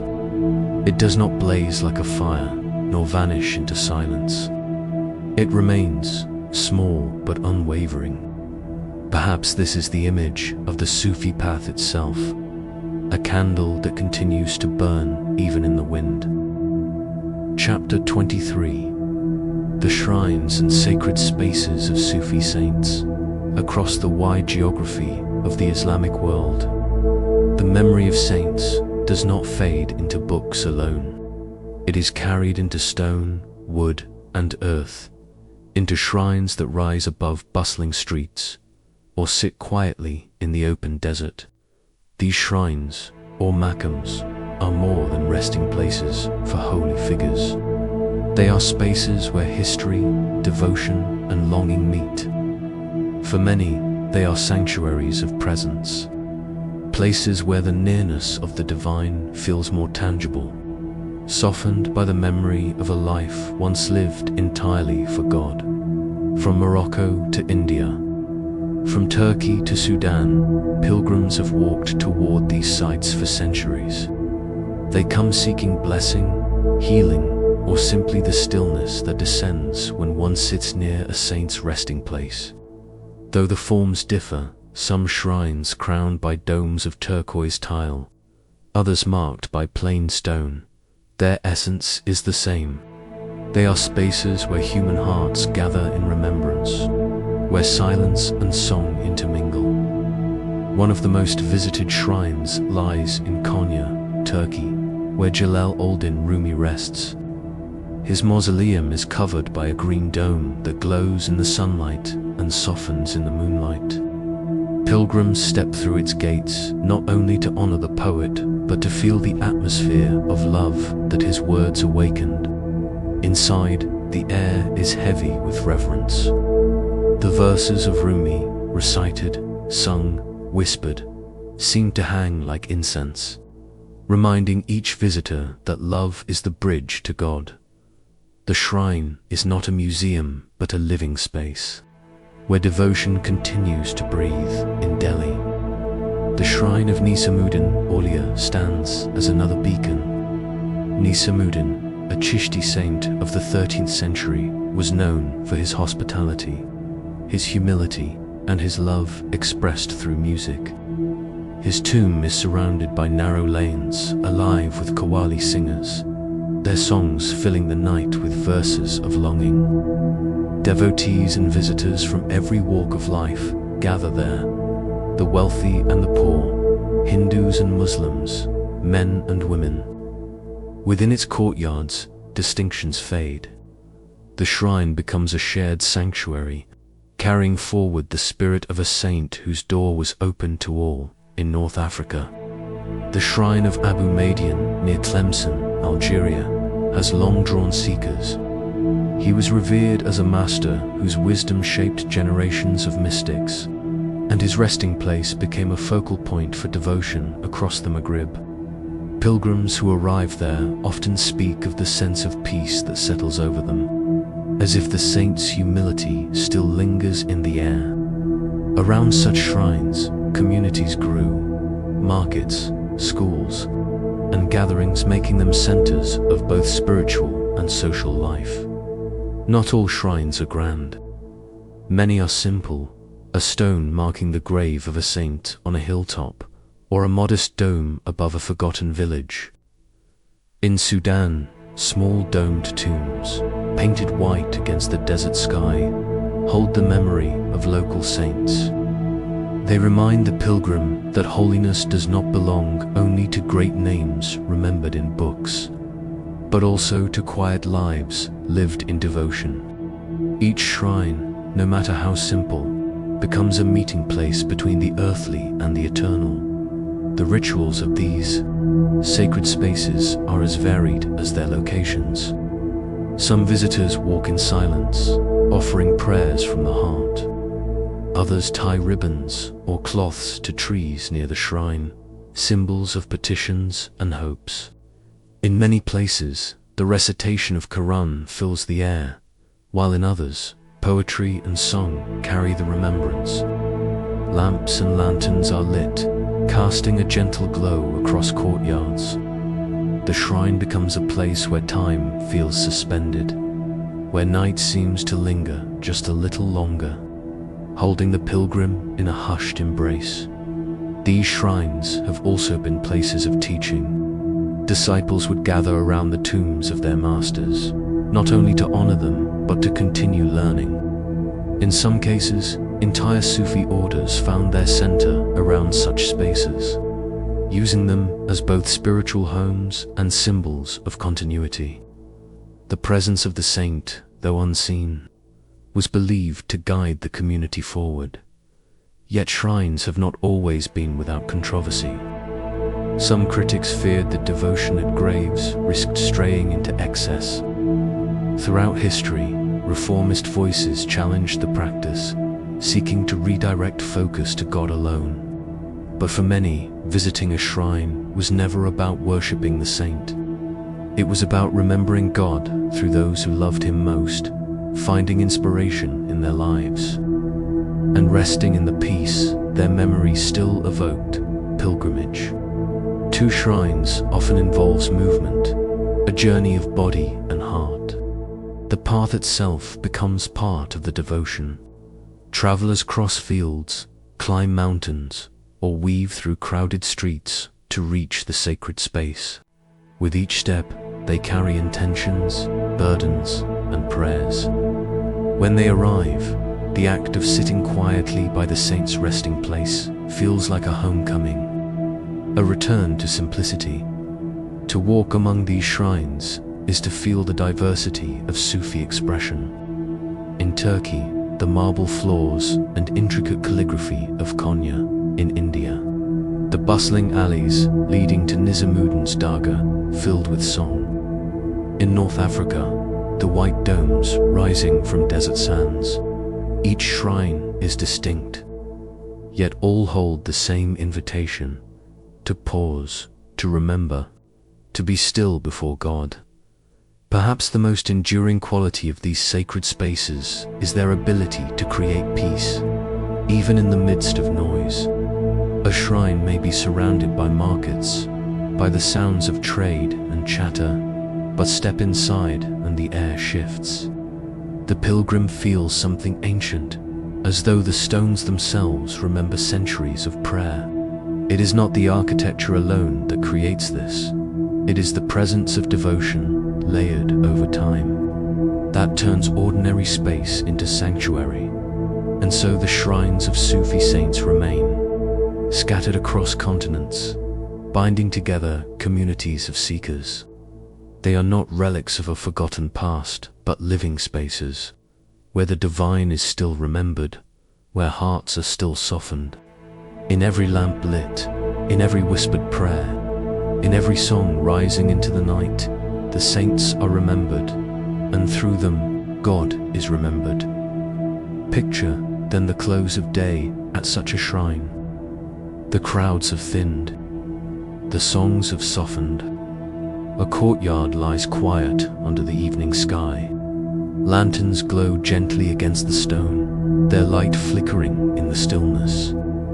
You walk slowly, feeling the cool air, the hush of presence, the calm that seems to descend like a blessing.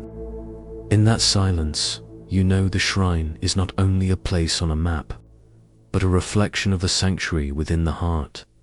And as you pause in that courtyard of night, a question arises softly, like the light of the lanterns. If stones can hold the memory of prayer, how much more might the heart hold, if it too is made a shrine? Chapter 24. The Eternal Legacy of Sufi Mysticism. Sufism is often spoken of in the past tense. The golden ages of poetry, the saints of centuries long gone, the lodges filled with seekers, all these images seem to belong to another time. Yet to look closely is to see that the spirit of Sufism has never disappeared. It continues to breathe through poetry, through music, through the simple acts of love and service that echo its teachings. The mystic's voice may sound ancient, but its resonance is eternal. The poetry of the Sufis still speaks across languages and borders. Rumi, once a teacher in Konya, is now one of the most widely read poets in the world. His verses, written more than 700 years ago, are quoted in countless tongues, sung in gatherings, and whispered in moments of solitude. They speak not of an age, but of the human heart itself, its longing, its sorrow, its joy, and its desire for union. In the same way, the words of Hafiz in Persia, Bulleh Shah in Punjab, and Yunus Emre in Anatolia remain fresh, as if written only yesterday. Their poems continue to remind us that the path of love does not fade with time. The music of Sufism also continues to stir. The haunting sound of the ney flute, the steady rhythm of the drum, the chorus of voices rising in qawwali. These are not relics of the past, but living traditions. In Turkey, the Sama of the Mevlevi order still draws seekers into its circle of turning. In South Asia, qawwali gatherings bring together people from many walks of life, united by the vibration of the name of God. Even outside traditional settings, these sounds reach global audiences, woven into modern music, performed on world stages, and streamed into headphones across continents. The sacred finds its way into the present, often in unexpected forms. Yet beyond poetry and music, the heart of Sufism lies in a way of seeing. It is a lens that views the world not as fragments, but as reflections of one divine reality. For some, this vision has become a quiet philosophy. For others, it is a guide for daily life, shaping how one works, serves, and loves. Acts of kindness, patience with hardship, and the remembrance of the sacred in ordinary moments. All of these bear the trace of Sufi teaching. Wherever there is a heart softened by love, one might glimpse the continuation of this path. The endurance of Sufism also speaks to its ability to adapt. Across centuries, it has taken root in diverse lands, from Morocco to Indonesia, from the steppes of Central Asia to the cities of Europe and America. Each culture has given it new color, new expression, while the essence has remained unchanged. A longing for God, a devotion that burns from within. In this adaptability, one sees that Sufism is less a rigid system and more a flowing stream, able to nourish wherever it finds soil. And still, there have been challenges. In some places, Sufi shrines have been neglected or even destroyed. In others, the mystic's message has been dismissed as impractical or overly sentimental. Yet, despite these obstacles, the tradition endures. It survives because it speaks to something essential, something that belongs not to an age or a culture, but to the human condition. As long as people feel longing, as long as hearts seek meaning, the words and practices of Sufism will remain. The eternal flame of this mysticism rests not in monuments or manuscripts, but in hearts. One can see it when a circle of seekers gathers in a quiet room to chant the name of God. One can hear it when a young singer breathes new life into ancient verses. One can feel it in the silence after a prayer, when the heart rests in stillness and remembers that it is not alone. These are not things of history. They are moments of the present, signs of a continuity that time cannot erase. Perhaps the true legacy of Sufism is not a body of knowledge, but a way of being. It teaches that love itself can be worship, that service can be prayer, that remembrance can be woven into breath. It invites each person not only to read or listen, but to live in a manner touched by gentleness and by awe. In this way, the path continues, not in institutions, but in souls. There is also a mystery here. How does a tradition so deeply rooted in its own time and place become timeless? How do words written in Arabic, Persian, or Turkish centuries ago resonate in the voices of people who may never know those languages? How can the rhythm of a drum, struck in devotion centuries past, still move the body and stir the heart today? The answer may be found not in history, but in longing itself. Longing is universal. It needs no translation, no boundary, no permission. It is the bridge between ages, the thread that ties past to present. And so, Sufism is not confined to history. It is a lamp that continues to shine. The saints who once walked the earth left behind not only teachings, but a fragrance, like the lingering scent of a rose long after it has bloomed. That fragrance moves still, sometimes faint, sometimes strong, yet always present. It drifts through the air of shrines, through gatherings of music, through the quiet hearts of those who pause in remembrance. As this chapter closes, imagine a small flame burning steadily in the darkness. Around it, centuries pass, empires rise and fall, languages shift, and cultures change. Yet the flame remains. It does not belong to the past alone. It is here, now, as alive as the breath moving in your chest. Perhaps this is the truth that Sufi mystics sought to share, that love is timeless, that the beloved is always near, and that the heart, when it turns inward, can find a light that no age can extinguish. Rest for a moment in that truth.